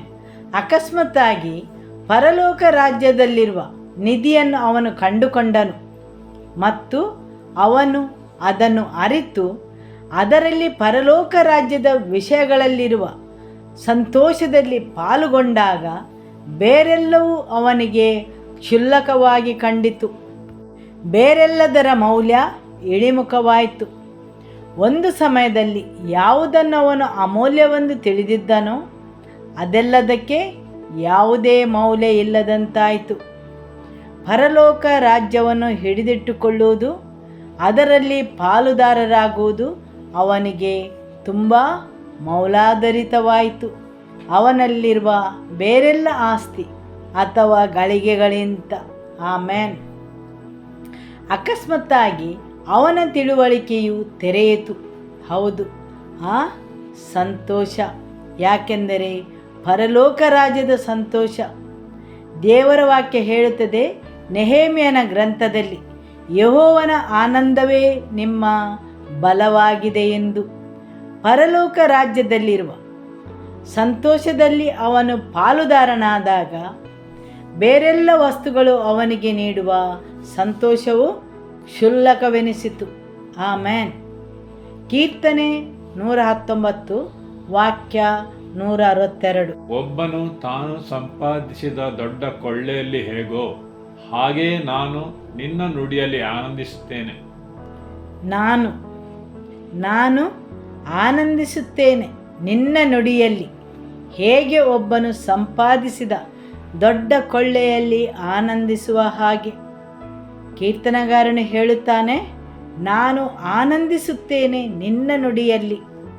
ಹೇಗೆ ಒಬ್ಬನು ಸಂಪಾದಿಸಿದ ದೊಡ್ಡ ಕೊಳ್ಳೆಯಲ್ಲಿ ಆನಂದಿಸುವ ಹಾಗೆ. ಹೌದು, ಹಾಗಾದರೆ ದೇವರ ವಾಕ್ಯದಲ್ಲಿ ದೊಡ್ಡದಾದ ನಿಧಿ ಇದೆ. ನಿಮ್ಮ ಅವರಲ್ಲಿ ಹೇಳಿ, ದೇವರ ವಾಕ್ಯದಲ್ಲಿ ದೊಡ್ಡದಾದ ನಿಧಿ ಇದೆ. ಆಮೇನ್. ಧರ್ಮೋಪದೇಶ ಕಾಂಡ ಅಧ್ಯಾಯ 29 ವಾಕ್ಯ 29. ರಹಸ್ಯವಾದವುಗಳು ನಮ್ಮ ದೇವರಾದ ಯೆಹೋವನವು, ಆದರೆ ಆತನಿಂದ ಪ್ರಕಟವಾದವುಗಳು ಸದಾ ನಮ್ಮ ಮತ್ತು ನಮ್ಮ ಸಂತತಿಯವರ ಹಾಲಾಗಿರುವುದರಿಂದ ನಾವು ಈ ಧರ್ಮಶಾಸ್ತ್ರ ನಿಯಮಗಳನ್ನು ಅನುಸರಿಸಿ ನಡೆಯಬೇಕಾದ ಹಂಗಿನಲ್ಲಿದ್ದೇವೆ. ರಹಸ್ಯವಾದವುಗಳು ನಮ್ಮ ದೇವರಾದ ಯೆಹೋವನವು, ಆದರೆ ಆತನಿಂದ ಪ್ರಕಟವಾದವುಗಳು ಸದಾ ನಮ್ಮದು. ದೇವರ ವಾಕ್ಯದಲ್ಲಿ ಅಡಗಿರುವ ನಿಧಿ. ಅದೇ ರೀತಿ ಪರಲೋಕ ರಾಜ್ಯವು ಒಂದು ಹೊಲ ಮತ್ತು ನೀವಲ್ಲಿ ಆ ನಿಧಿಯನ್ನು ಕಂಡುಕೊಳ್ಳುತ್ತೀರಿ. ದೇವರ ವಾಕ್ಯದಲ್ಲೂ ನಿಧಿ ಇದೆ ಮತ್ತು ನಾನು ದೇವರ ವಾಕ್ಯವನ್ನು ನೋಡಿದಾಗ ಆನಂದಪಟ್ಟೆನು. ಯಾಕೆಂದರೆ ನಿಧಿಯನ್ನು ಅದರೊಳಗೆ ಕಂಡುಕೊಂಡೆನು. ಒಬ್ಬನು ಹೊಲದಲ್ಲಿ ನಿಧಿಯನ್ನು ಕಂಡುಕೊಂಡ ಹಾಗೆ. ಪ್ರತಿ ಸಲ ದೇವರ ವಾಕ್ಯವನ್ನು ಓದುವಾಗ ನಾನದರಲ್ಲಿ ನಿಧಿಯನ್ನು ಹುಡುಕುತ್ತೇನೆ. ಆಮೇನ್. ಯಾಕೆ? ಆತನ ವಾಕ್ಯವು ನುಡಿಯು ಬೆಳಕಾಗಿದೆ. ಆಮೇನ್. ಆತನ ವಾಕ್ಯವು ಸತ್ಯ, ಅದು ಜೀವ ಕೊಡುವ ನೀರು. ಆತನು ಸಮಾಧಾನದ ಕುವರ. ಆದಿಯಲ್ಲಿ ವಾಕ್ಯವಿತ್ತು, ಆ ವಾಕ್ಯವು ದೇವರ ಬಳಿಯಲ್ಲಿತ್ತು, ಆ ವಾಕ್ಯವು ದೇವರಾಗಿತ್ತು. ನೀವು ದೇವರ ವಾಕ್ಯದ ಮುಖಾಂತರ ಹಾದು ಹೋಗುವಾಗ, ಅದನ್ನು ಓದುವಾಗ ಬೇರೆ ಬೇರೆ ರೀತಿಯ ನಿಧಿಯನ್ನು ದೇವರ ವಾಕ್ಯದ ಮುಖಾಂತರ ಕಂಡುಕೊಳ್ಳುತ್ತೀರಿ. ಆದರೆ ಪವಿತ್ರಾತ್ಮನು ಅದನ್ನು ನೋಡಲು ನಿಮ್ಮ ಕಣ್ಣುಗಳನ್ನು ತೆರೆಯಬೇಕು. ಸರಿಯಲ್ಲವೇ? ಆಮೇನ್. ಆದುದರಿಂದ ಧರ್ಮೋಪದೇಶ ಕಾಂಡ ಅಧ್ಯಾಯ 29 ವಾಕ್ಯ 29 ಓದುವ. ರಹಸ್ಯವಾದವುಗಳು ನಮ್ಮ ದೇವರಾದ ಯೆಹೋವನವು, ಆದರೆ ಆತನಿಂದ ಪ್ರಕಟವಾದವುಗಳು ಸದಾ ನಮ್ಮ ಮತ್ತು ನಮ್ಮ ಸಂತತಿಯವರ ಪಾಲಾಗಿರುವುದರಿಂದ ನಾವು ಈ ಧರ್ಮಶಾಸ್ತ್ರ ನಿಯಮಗಳನ್ನು ಅನುಸರಿಸಿ ನಡೆಯಬೇಕಾದ ಹಂಗಿನಲ್ಲಿದ್ದೇವೆ. ಆಮೇನ್. ಹೌದು, ಅದು ನಿಮ್ಮಲ್ಲಿ ಕೊನೆಗೊಳ್ಳುವುದಿಲ್ಲ. ದೇವರ ವಾಕ್ಯದಲ್ಲಿ ನೀವು ಪಡೆದುಕೊಂಡ ತಿಳುವಳಿಕೆಯು ನಿಮ್ಮಲ್ಲೇ ಉಳಿಯುವುದಿಲ್ಲ, ನಿಮ್ಮಿಂದ ನಿಮ್ಮ ಸಂತತಿಗೆ ಹರಿಯುತ್ತದೆ. ಆ ವಾಕ್ಯದಲ್ಲಿರುವ ಆಶೀರ್ವಾದಗಳಲ್ಲಿ ನೀವು ಮಾತ್ರ ಪಾಲುದಾರರಲ್ಲ, ನಿಮ್ಮ ಸಂತತಿಯು ಅದರಲ್ಲಿ ಪಾಲುದಾರರಾಗುತ್ತಾರೆ. ಹೇಗೆ ಹೊಲದಲ್ಲಿ ಪಡೆದುಕೊಂಡ ಆ ನಿಧಿಯನ್ನು ಅವನೊಬ್ಬನೇ ಹೇಗೆ ಅನುಭವಿಸುವುದಿಲ್ಲ, ಅವನು ಮತ್ತು ಅವನ ಕುಟುಂಬ ಸದಸ್ಯರೆಲ್ಲ ಅನುಭವಿಸುವ ಹಾಗೆ, ಅದೇ ರೀತಿ ದೇವರ ವಾಕ್ಯದಲ್ಲಿರುವ ಆ ನಿಧಿಯನ್ನು ನೀವು ಕಣ್ಣು ತೆರೆದು ಅರಿತುಕೊಂಡಾಗ, ಅದರಲ್ಲಿ ಪಾಲುದಾರರಾದಾಗ, ನಿಮಗೆ ಪ್ರಕಟಣೆ ಸಿಕ್ಕಾಗ, ನೀವದನ್ನು ನಿಮ್ಮದಾಗಿಸಿಕೊಂಡು ಸ್ವೀಕರಿಸಿದಾಗ ಅದು ನಿಮಗೆ ಮತ್ತು ನಿಮ್ಮ ಸಂತತಿಗೆ ಆಶೀರ್ವಾದವಾಗುತ್ತದೆ. ಆಮೇನ್. ರಹಸ್ಯವಾದವುಗಳು ನಮ್ಮ ದೇವರಾದ ಯೆಹೋವನದು, ಆದರೆ ಆತನಿಂದ ಪ್ರಕಟವಾದವುಗಳು, ಹೌದು, ಪ್ರಕಟವಾದವುಗಳು ಮಾತ್ರ ನಿಮ್ಮದು. ಆಮೇನ್. ದೇವರ ವಾಕ್ಯದಿಂದ ಯಾವುದು ಪ್ರಕಟಗೊಂಡಿದೆ ಅದು ಮಾತ್ರ ನಮ್ಮದು. ಆಮೇನ್. ಆದುದರಿಂದ ದೇವರ ವಾಕ್ಯದಲ್ಲಿರುವ ನಿಧಿಯು ನಿಮಗೆ ಪ್ರಕಟಗೊಳ್ಳಬೇಕು. ದೇವರ ವಾಕ್ಯದಿಂದ ಯಾವುದು ನಿಮಗೆ ಪ್ರಕಟಗೊಂಡಿದೆ ಅದು ಮಾತ್ರ ನಿಮಗೆ ಲಾಭದಾಯಕವಾಗಿರುವುದು. ಇಲ್ಲವಾದರೆ ಅದೊಂದು ಬರೆದ ವಾಕ್ಯಗಳು ಮಾತ್ರ. ಹೌದು, ಇಲ್ಲವಾದರೆ ದೇವರ ವಾಕ್ಯವು ಬರೆದ ಅಕ್ಷರಗಳು ಮಾತ್ರ, ನಿರಾಶಾದಾಯಕವಾದವುಗಳು. ಸರಿಯಲ್ಲವೇ?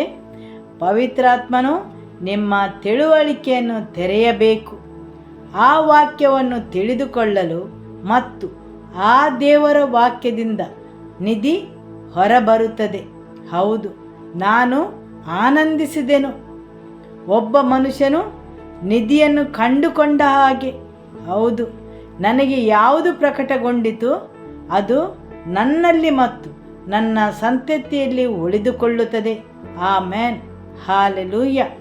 ಹೌದು, ಪ್ರತಿ ಸಲ ಇಲ್ಲಿ ದೇವರ ವಾಕ್ಯವನ್ನು ವಿವರಿಸಲ್ಪಟ್ಟಾಗ ಆ ವಾಕ್ಯದಲ್ಲಿರುವ ಪ್ರಕಟಣೆ ನಿಧಿಯು ಪ್ರಕಟಗೊಳ್ಳುತ್ತದೆ. ಆಮೇನ್. ಅದನ್ನು ಕೊಂಡುಕೊಳ್ಳುತ್ತಾರೆ, ಬೆಳಕಿಗೆ ತರುತ್ತಾರೆ. ನೀವದನ್ನು ಹಿಡಿದುಕೊಳ್ಳಬಹುದು ಮತ್ತು ಅದರಲ್ಲಿ ಸಹಭಾಗಿಗಳಾಗಬಹುದು. ಆದರೆ ಪ್ರಕಟಗೊಂಡ ವಿಷಯಗಳು ಮಾತ್ರ ನಮ್ಮದಾಗಿವೆ. ಆಮೇನ್. ದೇವರ ವಾಕ್ಯದಲ್ಲಿ ಏನನ್ನು ಕಂಡುಕೊಂಡಿದ್ದೀರಿ ಅದು ಮಾತ್ರ ನಿಮ್ಮದು. ನಿಮ್ಮ ನೆರೆಯವರಲ್ಲಿ ಹೇಳಿ, ನೀವು ದೇವರ ವಾಕ್ಯದಲ್ಲಿ ನಿಧಿಯನ್ನು ಕಂಡುಕೊಳ್ಳಬೇಕು. ಆಮೇನ್. ನಿಮ್ಮ ನೆರೆಯವರನ್ನು ನೋಡಿ ಹೇಳಿ, ನೀವು ದೇವರ ವಾಕ್ಯದಲ್ಲಿರುವ ನಿಧಿಯನ್ನು ಕಂಡುಕೊಳ್ಳಬೇಕು. ಹಾಲೆಲೂಯ. ಯೆಹೋವನ ಅಧ್ಯಾಯ 6 ವಾಕ್ಯ 35. ಯೇಸು ಅವರಿಗೆ, ನಾನೇ ಜೀವದ ರೊಟ್ಟಿ. ನನ್ನ ಬಳಿಗೆ ಬರುವವನಿಗೆ ಎಂದಿಗೂ ಹಸಿವೆಯಾಗುವುದಿಲ್ಲ. ನನ್ನನ್ನು ನಂಬುವವನಿಗೆ ಎಂದಿಗೂ ಬಾಯಾರಿಕೆಯಾಗುವುದಿಲ್ಲ. ಆಮೆನ್. ಯೇಸು ಹೇಳಿದರು, ಜೀವ ಕೊಡುವ ರೊಟ್ಟಿ ನಾನೇ ಎಂದು. ಯೆಹೋವನ ಅಧ್ಯಾಯ 1 ಹೇಳಿದೆ, ಆದಿಯಲ್ಲಿ ವಾಕ್ಯವಿತ್ತು, ಆ ವಾಕ್ಯವು ದೇವರ ಬಳಿಯಲ್ಲಿತ್ತು, ಆ ವಾಕ್ಯವು ದೇವರಾಗಿತ್ತು, ಅದು ದೇಹಧಾರಿಯಾಯಿತು. ಆದುದರಿಂದ ಯೇಸುವು ದೇವರ ವಾಕ್ಯವಾಗಿದ್ದಾರೆ. ಇಲ್ಲಿ ದೇವರ ವಾಕ್ಯ ಹೇಳುತ್ತದೆ, ಆ ವಾಕ್ಯವು ಜೀವ ಕೊಡುವ ರೊಟ್ಟಿಯಾಗಿದೆ. ನೀವು ಸೇವಿಸುವ ರೊಟ್ಟಿಯು ನಿಮ್ಮ ದೇಹದೊಳಗೆ ಜೀರ್ಣವಾಗಿ ಹೋಗುತ್ತದೆ. ನಿಮ್ಮ ಹೊಟ್ಟೆಯಲ್ಲಿ ಜೀರ್ಣವಾಗಿ ಮರುದಿನ ಹೊರಗೆ ಹೋಗುತ್ತದೆ 24 ಗಂಟೆಗಳೊಳಗೆ. ಆದರೆ ಈ ಜೀವ ಕೊಡುವ ರೊಟ್ಟಿಯು ನಿಮ್ಮೊಳಗೆ ಉಳಿದು ನಿಮ್ಮ ಜೀವದ ಭಾಗವಾಗಿ ನಿಮಗೆ ಮತ್ತು ನಿಮ್ಮ ಸಂತತಿಗೆ ಲಾಭದಾಯಕವಾಗಿರುತ್ತದೆ. ಯೇಸು ಹೇಳಿದರು, ನಾನು ಜೀವ ಕೊಡುವ ರೊಟ್ಟಿ. ವಾಕ್ಯವನ್ನು ಓದುವ. ಯೇಸು ಅವರಿಗೆ, ನಾನೇ ಜೀವದ ರೊಟ್ಟಿ.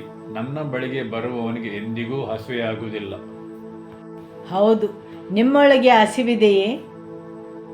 ನಿಮ್ಮ ಪ್ರಾಣದೊಳಗೆ ಹಸಿವಿದೆಯೇ? ನಿಮ್ಮ ಪ್ರಾಣವು ಖಾಲಿತನವನ್ನು ಅನುಭವಿಸುತ್ತದೆಯೇ? ಆದುದರಿಂದ ನೀವು ಹೋಗಲು ಇರುವುದು ಒಂದೇ ಸ್ಥಳ, ಅದು ಯೇಸುವಿನ ಬಳಿಗೆ. ಯಾರು ಹಸಿದಿದ್ದೀರಿ, ನನ್ನ ಬಳಿಗೆ ಬನ್ನಿರಿ. ನಿಮ್ಮೊಳಗೆ ಹಸಿವಿದೆ, ಆದರೆ ಅದು ಯಾವುದರ ಹಸಿವೆಂದು ನಿಮಗೆ ತಿಳಿದಿಲ್ಲ. ನಿಮ್ಮ ಹೃದಯದ ಆಳದಲ್ಲಿ ಹಸಿವಿದೆ ಮತ್ತು ಆ ಹಸಿವನ್ನು ಪ್ರಾಪಂಚಿಕ ವಸ್ತುಗಳಿಂದ ತುಂಬಲು ಬಯಸುತ್ತೀರಿ. ನೀವು ಏನನ್ನಾದರೂ ಸಾಧಿಸಬಹುದು, ಹೊಸ ಕಾರನ್ನು ಖರೀದಿಸಬಹುದು, ಹೊಸ ಮನೆಯನ್ನು ಕಟ್ಟಬಹುದು, ಪ್ರಮೋಷನ್ ಸಿಗಬಹುದು, ಅಂತಹ ಅನೇಕ ವಿಷಯಗಳು. ಹಾಗೆ ನಿಮ್ಮೊಳಗಿನ ಹಸಿವನ್ನು ತಣಿಸಲು ಪ್ರಯತ್ನಿಸುತ್ತೀರಿ.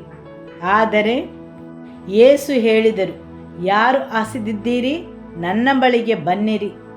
ಯಾವುದು ನಿಮ್ಮ ಹಸಿವನ್ನು ತಣಿಸುತ್ತದೆಂದು ನೀವು ಭಾವಿಸುತ್ತೀರಿ, ಅದು ನಿಮ್ಮ ಹಸಿವನ್ನು ತಣಿಸುವುದಿಲ್ಲ. ನನ್ನನ್ನು ನಂಬುವವನಿಗೆ ಎಂದಿಗೂ ಬಾಯಾರಿಕೆಯಾಗುವುದಿಲ್ಲ. ಹೌದು, ಯಾರು ನನ್ನನ್ನು ನಂಬುತ್ತಾರೆ? ಹೌದು, ನಿಮ್ಮ ಹಸಿವಿಗೆ ಬರುವ ಒಂದು ಸ್ಥಳವಿದೆ ಮತ್ತು ಅದೇ ರೀತಿ ಜೀವ ಕೊಡುವ ಜೀವಜಲವಾದ ಯೇಸುವಿನ ಬಳಿಗೆ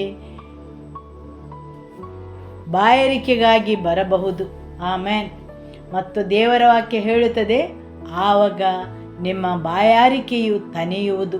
ಹೌದು, ಆತನು ತನ್ನ ಪವಿತ್ರಾತ್ಮನನ್ನು ಕಳುಹಿಸಿ ನಿಮ್ಮೊಳಗೆ ಜೀವಜಲವಾಗಿ ಹರಿಯುವನು. ಯಾರು ನನ್ನನ್ನು ನಂಬುತ್ತಾರೆ ಅವರೊಳಗಿಂದ ಜೀವ ಕೊಡುವ ಜಲವು ಹರಿಯುವುದು. ಆದುದರಿಂದ ನಿಮ್ಮ ಹಸಿವೆಗೆ, ಬಾಯಾರಿಕೆಗೆ ನೀವು ಯೇಸುವಿನ ಬಳಿಗೆ ಬಂದು ನಿಮ್ಮ ಜೀವನವನ್ನು ಆತನಿಗೆ ಸಮರ್ಪಿಸಿರಿ. ಇವತ್ತು ಪ್ಯಾಸ್ಟರ್ ಹೇಳಿದರು, ಯಾರು ನನ್ನಲ್ಲಿ ನೆಲೆಗೊಂಡಿರುತ್ತಾರೆ. ಕೀರ್ತನೆ 91 ವಾಕ್ಯ 1 ಹೇಳಿ, ಅತ್ಯುನ್ನತನಾದ ದೇವರ ಮೊರೆ ಹೊಕ್ಕವನು ಸರ್ವಶಕ್ತನ ಆಶ್ರಯದಲ್ಲಿ ಸುರಕ್ಷಿತನಾಗಿರುವನು. ಯೆಹೋವನ ಅಧ್ಯಾಯ 15 ವಾಕ್ಯ 5-7 ಹೇಳಿದೆ, ನನ್ನಲ್ಲಿ ನೆಲೆಗೊಂಡಿರಿ. ಹೌದು, ನೆಲೆಗೊಂಡಿರುವ ಕೊಂಬೆ ಮಾತ್ರ ಫಲ ಕೊಡಲು ಸಾಧ್ಯ. ಹೌದು, ಅನೇಕರ ಯೇಸುವಿನ ಜೊತೆ ಸಂಬಂಧ ಹೇಗಿದೆ ಅಂದರೆ, ಸಭೆಗೆ ಬರುವುದು, ಹಲೋ ಎಂದು ಹೇಳಿ ಅದೇ ರೀತಿ ಹಿಂದಕ್ಕೆ ಹೋಗುವುದು. ಅದಕ್ಕಿಂತ ಹೆಚ್ಚಿನದೇನೂ ಇಲ್ಲ. ಒಳಗೆ ಹೋಗಿ ಹೊರಗೆ ಬರುವ ಸಂಬಂಧ. ಐಸ್ ಕ್ರೀಮ್ ಪಾರ್ಲರಿಗೆ ಅಥವಾ ಜ್ಯೂಸ್ ಸೆಂಟರಿಗೆ ಹೋದ ಹಾಗೆ ಸ್ವಲ್ಪ ಹೊತ್ತು ನಿಲ್ಲುವುದು, ದೇವರ ವಾಕ್ಯವನ್ನು ಆನಂದಿಸುವುದು, ಆರಾಧನೆ ಮಾಡಿ ಹಾಡನ್ನು ಹೇಳಿ ಹೊರಗೆ ಬರುವುದು. ಆದರೆ ದೇವರ ವಾಕ್ಯವು ಹೇಳುತ್ತದೆ, ನೀವು ನನ್ನಲ್ಲಿ ನೆಲೆಗೊಂಡರೆ, ಹೊಂದಿಕೊಂಡರೆ, ಹೌದು, ನೆಲೆಗೊಂಡರೆ ಅಂದರೆ ಯೇಸುವಿನ ಜೊತೆ ಯಾವಾಗಲೂ ಇರುವುದು. ಬರೀ ಬರುವುದು ಹೋಗುವಂತಹ ಸಂಬಂಧ ಅಲ್ಲ. ನಿಮ್ಮ ಹೃದಯ, ನಿಮ್ಮ ದೇಹದ ಪ್ರತಿ ಭಾಗ ಆತನಲ್ಲಿ, ಆತನ ವಾಕ್ಯದಲ್ಲಿ ನೆಲೆಗೊಂಡಿರುವುದು. ನೀವು ಆತನ ಪ್ರಸನ್ನತೆಯಲ್ಲಿ ಬಾಳುವುದು, ತಪ್ಪದೆ ಆತನ ಜೊತೆ ಸಂಬಂಧವನ್ನು ಮುಂದುವರಿಸುವುದು. ಬರೀ ಬರುವುದು ಹೋಗುವುದು ಅಲ್ಲ. ಧಾರ್ಮಿಕ ಜನರು ಅದನ್ನು ಮಾಡುತ್ತಾರೆ. ಅವರು ಪ್ರಾರ್ಥನೆಗೆ ಹೋಗುತ್ತಾರೆ ಮತ್ತು ಬರುತ್ತಾರೆ. ಅವರ ಮನಸ್ಸು ತೃಪ್ತಿಗೊಳ್ಳುತ್ತದೆ, ಪರವಾಗಿಲ್ಲ, ನಾನು ನನ್ನ ಕರ್ತವ್ಯವನ್ನು ಮಾಡಿದೆ ಎಂದು. ಆದರೆ ಅದು ಕ್ರಿಶ್ಚಿಯಾನಿಟಿ ಅಲ್ಲ. ಯೇಸು ಹೇಳಿದರು, ನಾನು ಬಳ್ಳಿ ಮತ್ತು ನೀವು ಅದರ ಕೊಂಬೆಗಳೆಂದು. ಹೌದು, ಯಾರು ನನ್ನಲ್ಲಿ ನೆಲೆಗೊಂಡಿರುತ್ತಾರೆ ಅವರು ಫಲವನ್ನು ನೀಡುವರು. ಅದು ಮುಂದುವರಿಕೆಯ ಕಾರ್ಯವಾಗಿದೆ, ಸರಿಯಲ್ಲವೇ? ಬಂದು ಹೋಗುವ ವಿಷಯವಲ್ಲ, ಮುಂದುವರಿಸಿ ಹೋಗುವ ವಿಷಯ. ಯೇಸುವಿನ ಜೊತೆ ನಿಮ್ಮ ಸಂಬಂಧವು ಮುಂದುವರಿಸಿ ಹೋಗುವಂಥದ್ದು. ನೀವು ಆತನ ಹಾಜರುತನದಿಂದ ಹೊರಗೆ ಬರುವುದಲ್ಲ, ಆತನ ಪ್ರಸನ್ನತೆಯಲ್ಲಿ ಮುಂದುವರಿಸುತ್ತಾ ಬಾಳುವುದು, ಸರಿಯಲ್ಲವೇ? ಆಮೆನ್. ಪ್ರಕಟಣೆ ಅಧ್ಯಾಯ 3 ವಾಕ್ಯ 11. ಬೇಗನೆ ಬರುತ್ತೇನೆ, ನಿನಗಿರುವುದನ್ನು ಹಿಡಿದುಕೊಂಡಿರು, ನಿನ್ನ ಜಯಮಾಲೆಯನ್ನು ಯಾರೂ ಅಪಹರಿಸಬಾರದು. ಹೌದು, ಯೇಸು ಹೇಳುತ್ತಾರೆ, ನಾನು ಬೇಗನೆ ಬರುತ್ತೇನೆ. ನಾನು ಈ ಭೂಲೋಕಕ್ಕೆ ಹಿಂತಿರುಗಿ ಬರುತ್ತೇನೆ. ನಾನು ಪುನಃ ಬರುತ್ತೇನೆ ನನ್ನ ಮೊದಲ ಗಿತ್ತಿಯನ್ನು ಕರೆತರಲು. ಆದರೆ ನಿನ್ನ ಜಯಮಾಲೆಯನ್ನು ಯಾರೂ ಅಪಹರಿಸದಂತೆ ಜಾಗ್ರತೆಯಾಗಿರು. ನೀನದನ್ನು ಯಾರೂ ಅಪಹರಿಸದಂತೆ. ಅಂದರೆ ಜನರು ಕದಿಯುತ್ತಾರೆ. ಹೌದು, ನಾನು ಮೊದಲೇ ಹೇಳಿದ್ದೇನೆ, ವಿಷಯಗಳನ್ನು ಕದಿಯುತ್ತಾರೆ. ಹೌದು, ನಿಮ್ಮ ನಿರ್ದಿಷ್ಟ ಸ್ಥಾನವನ್ನು, ನಿಮ್ಮ ಜಯಮಾಲೆಯನ್ನು ಸಹ ಕದಿಯಲು ಸಾಧ್ಯ. ನಿಮ್ಮ ಬಹುಮಾನವನ್ನು ನಿಮ್ಮಿಂದ ಅಪಹರಿಸಲ್ಪಡುವುದು. ಆದುದರಿಂದ ಒಬ್ಬನನ್ನು ಕಳ್ಳನೆಂದು ಕರೆಯುತ್ತಾರೆ. ಹೌದು, ಅವನು ಕದಿಯಲು, ಕೊಲ್ಲಲು ಮತ್ತು ನಾಶ ಮಾಡಲು ಬರುತ್ತಾನೆ. ಆಮೆನ್. ಯೇಸು ತಾನಾಗಿ ಹೇಳುತ್ತಾನೆ, ಬೇಗನೆ ಬರುತ್ತೇನೆ, ನಿನಗಿರುವುದನ್ನು ಹಿಡಿದುಕೊಂಡಿರು, ನಿನ್ನ ಜಯಮಾಲೆಯನ್ನು ಯಾರೂ ಅಪಹರಿಸಬಾರದು. ಆದುದರಿಂದ ದೇವರು ಕೊಟ್ಟ ವಿಷಯಗಳನ್ನು ನಿಮ್ಮಿಂದ ಅಪಹರಿಸಲ್ಪಡುವುದು. ನಿಮ್ಮ ನಿರ್ದಿಷ್ಟ ಸ್ಥಾನವನ್ನು ಕೂಡ ಸೇರಿ ನಿಮ್ಮ ಬಹುಮಾನವೂ ಸೇರಿದೆ. ದೇವರ ರಾಜ್ಯದಲ್ಲಿ ನಿಮ್ಮ ದುಡಿತವನ್ನು ಸಹ ಅಪಹರಿಸಬಹುದು. ದೇವರ ರಾಜ್ಯದಲ್ಲಿ ನೀವು ಮಾಡಿದ ಪ್ರತಿಯೊಂದು ಕಾರ್ಯಕ್ಕೂ ಬಹುಮಾನವಿದೆ. ದೇವರ ವಾಕ್ಯವು ಹೇಳುತ್ತದೆ, ದೇವರು ಅನೀತಿಯ ದೇವರಲ್ಲವೆಂದು. ದೇವರ ರಾಜ್ಯದಲ್ಲಿ ನೀವು ಮಾಡಿದ ಪ್ರತಿಯೊಂದು ಕಾರ್ಯಕ್ಕೂ ಆತನು ಬಹುಮಾನವನ್ನು ನೀಡುತ್ತಾನೆ, ಸರಿಯಲ್ಲವೇ? Amen, hallelujah. ಆದುದರಿಂದ ನಿಮ್ಮ ಜಯಮಾಲೆಯನ್ನು, ಕಿರೀಟವನ್ನು ಅಪಹರಿಸದಂತೆ ನೋಡಿಕೊಳ್ಳಿ. ದೇವರ ವಾಕ್ಯದ ಮುಖಾಂತರ ಆತನು ಯಾರೆಂದು ತಿಳಿದುಕೊಳ್ಳಿ, ಅದರಲ್ಲಿರುವ ನಿಧಿಯನ್ನು. ಯೆಶಾಯನ ಗ್ರಂಥ ಅಧ್ಯಾಯ 53 ವಾಕ್ಯ 5 ದೇವರ ವಾಕ್ಯವು ಹೇಳುತ್ತದೆ, ಆತನು ಗುಣಪಡಿಸುವಾತನು. ಕೀರ್ತನೆ 107 ವಾಕ್ಯ 19 ಮತ್ತು 20 ಹೇಳಿದೆ, ಆತನು ರಕ್ಷಕನು. ಕೀರ್ತನೆ 34 ವಾಕ್ಯ 17 ಸಹ ಹೇಳಿದೆ, ಆತನು ರಕ್ಷಕನೆಂದು. 1 ಯೋಹನ ಅಧ್ಯಾಯ 3 ವಾಕ್ಯ 1 ಮತ್ತು ಯೆಶಾಯ ಅಧ್ಯಾಯ 64 ವಾಕ್ಯ 7 ಹೇಳಿದೆ, ಆತನು ಪ್ರೀತಿಯ ತಂದೆ. ದೇವರ ವಾಕ್ಯದಿಂದ ನಿಮಗೆ ಪ್ರಕಟಣೆ ದೊರೆಯದೆ ನೀವು ಅದರಲ್ಲಿ ಪಾಲುದಾರರಾಗಲು ಸಾಧ್ಯವಿಲ್ಲ. ಗುಣಪಡಿಸುವ ದೇವರೆಂದು ನೀವು ತಿಳಿದುಕೊಳ್ಳುವವರೆಗೆ ನೀವು ಆತನಿಂದ ಗುಣ ಹೊಂದುವುದಿಲ್ಲ. ನಮ್ಮ ದೇವರು ನೆಮ್ಮದಿಯ ದೇವರು. ಆತನು ನಿಮಗೆ ನೆಮ್ಮದಿಯನ್ನು ನೀಡುತ್ತಾನೆ. ದೇವರ ವಾಕ್ಯವು ಹೇಳುತ್ತದೆ, ಆತನು ನೆಮ್ಮದಿಯನ್ನು ನೀಡುವಾತನು. ನಿಮ್ಮ ನೋವಿನಲ್ಲಿ ನೀವು ಆತನ ಬಳಿಗೆ ಹೋಗಲು ಸಾಧ್ಯವಿಲ್ಲ. ನೀವು ನಿಮ್ಮ ನೋವನ್ನು ಮಾತ್ರ ಆತನಿಗೆ ನೀಡಲು ಸಾಧ್ಯ. ನಿಮ್ಮೆಲ್ಲ ಭಾರಗಳನ್ನು ಆತನ ಮೇಲೆ ಹಾಕಬಹುದು ಮತ್ತು ನೀವು ತಿಳಿದುಕೊಳ್ಳುತ್ತೀರಿ ಆತನು ನೆಮ್ಮದಿಯನ್ನು ನೀಡುವ ದೇವರೆಂದು. ತಿಳಿತಲ್ಲವೇ? ದೇವರ ವಾಕ್ಯವು ಹೇಳುತ್ತದೆ ಆತನು ಸಮಾಧಾನದ ಕುವರನೆಂದು. ಹೌದು, ಆತನು ಸಮಾಧಾನದ ಕುವರನೆಂದು ನೀವು ತಿಳಿದುಕೊಂಡ ಮೇಲೆ ಮಾತ್ರ ನಿಮ್ಮಲ್ಲಿ ಸಮಾಧಾನವಿರಲು ಸಾಧ್ಯ. ನನ್ನ ಹೃದಯವು ನೋವಿನಿಂದ ಕಳವಳಗೊಂಡಿದೆ, ಆದುದರಿಂದ ನಾನು ಆತನ ಬಳಿಗೆ ಹೋಗುತ್ತೇನೆ, ಯಾಕೆಂದರೆ ಆತನು ಸಮಾಧಾನದ ಕುವರನಾಗಿದ್ದಾನೆ. ಹಾಲೆಲೂಯ. ಕೀರ್ತನೆ 118 ವಾಕ್ಯ 8ರಲ್ಲಿ ಹೇಳಿದೆ, ಆತನು ನನ್ನ ಪ್ರಾಣವನ್ನು ಬಿಡುಗಡೆಗೊಳಿಸಿದ್ದಾನೆ. ನಿಮ್ಮ ಪ್ರಾಣವು ಬಂಧನದಲ್ಲಿದೆ, ಕಳೆದು ಹೋದ ಘಟನೆಗಳಿಂದ, ನೋವಿನಿಂದ. ಮತ್ತು ನಿಮಗೆ ತಿಳಿದಿದೆ ಈ ದೇವರು ನನ್ನನ್ನು ರಕ್ಷಿಸುತ್ತಾನೆಂದು. ಕೀರ್ತನಗಾರನು ಹೇಳುತ್ತಾನೆ, ಆತನು ನನ್ನ ಪ್ರಾಣವನ್ನು ಸೆರೆಯಿಂದ ಬಿಡಿಸಿದ್ದಾನೆ. ನಿಮ್ಮ ಜೀವನದಲ್ಲಿರುವ ಸೆರೆವಾಸ, ನೋವು, ಆಘಾತಗಳಿಂದ ನಿಮಗೆ ಬಿಡುಗಡೆಯನ್ನು ನೀಡುವ ದೇವರಿದ್ದಾನೆ. Hallelujah, amen. ಪ್ರತಿಯೊಂದು ಸೆರೆವಾಸದಿಂದ ನಿಮಗೆ ಬಿಡುಗಡೆ ನೀಡುತ್ತಾನೆ. ನಿಮ್ಮ ಸೆರೆವಾಸ ಏನೆಂದು ನನಗೆ ತಿಳಿದಿಲ್ಲ, ಆದರೆ ನನಗೆ ತಿಳಿದಿದೆ ನನ್ನ ದೇವರು ನಿಮಗೆ ಬಿಡುಗಡೆ ನೀಡುತ್ತಾನೆಂದು, ಪ್ರತಿಯೊಂದು ಸೆರೆವಾಸದಿಂದ. ಹಾಲೆಲೂಯ. ಆದುದರಿಂದ ದೇವರ ವಾಕ್ಯದಲ್ಲಿ ನಿಧಿ ಇದೆ, ನೀವು ಅದನ್ನು ಕಂಡುಹಿಡಿಯಬೇಕು, ಹಾಗೂ ಆ ನಿಧಿಯನ್ನು ಕಂಡುಹಿಡಿಯುವುದರಲ್ಲಿ ಆನಂದವಿದೆ. ಆಮೆನ್. ನಿಮ್ಮ ನೆರೆಯವರಲ್ಲಿ ಹೇಳಿ, ಆ ನಿಧಿಯನ್ನು ಕಂಡುಹಿಡಿಯುವುದರಲ್ಲಿ ಆನಂದವಿದೆ. ಹಾಲೆಲೂಯ. ಕೀರ್ತನೆ 103 ವಾಕ್ಯ 12ರಲ್ಲಿ ಹೇಳಿದೆ, ಆತನು ನಮ್ಮ ದ್ರೋಹಗಳನ್ನು ತೆಗೆದು ಅಷ್ಟು ದೂರ ಮಾಡಿದ್ದಾನೆ. ಜಫಾನಿಯ ಅಧ್ಯಾಯ 3 ವಾಕ್ಯ 17ರಲ್ಲಿ ಹೇಳಿದೆ, ಆತನು ನಿನ್ನ ಪ್ರಾಣವನ್ನು ಸಮಾಧಾನಪಡಿಸಿದ್ದಾನೆ. ಹಾಲೆಲೂಯ. ರೂಥ ಅಧ್ಯಾಯ 4 ವಾಕ್ಯ 14ರಲ್ಲಿ ಹೇಳಿದೆ, ಆತನು ಒದಗಿಸುವಾತನು. ಯೋಹನ ಅಧ್ಯಾಯ 16 ವಾಕ್ಯ 33ರಲ್ಲಿ ಹೇಳಿದೆ, ನಾನು ಲೋಕವನ್ನು ಜಯಿಸಿದ್ದೇನೆ, ಆತನು ನೀವು ಜಯಿಸಲು ಸಹಾಯ ಮಾಡುತ್ತಾನೆ. ಕೀರ್ತನೆ 119 ವಾಕ್ಯ 151ರಲ್ಲಿ ಹೇಳಿದೆ, ಯೆಹೋವನೇ ನೀನು ನನ್ನ ಹತ್ತಿರ ಇದ್ದಿ. ಆಮೆನ್. 2 ಕೊರಿಂಥದವರಿಗೆ ಅಧ್ಯಾಯ 5 ವಾಕ್ಯ 17ರಲ್ಲಿ ಹೇಳಿದೆ, ನಾನು ನೂತನ ಸೃಷ್ಟಿಯಾದೆನು.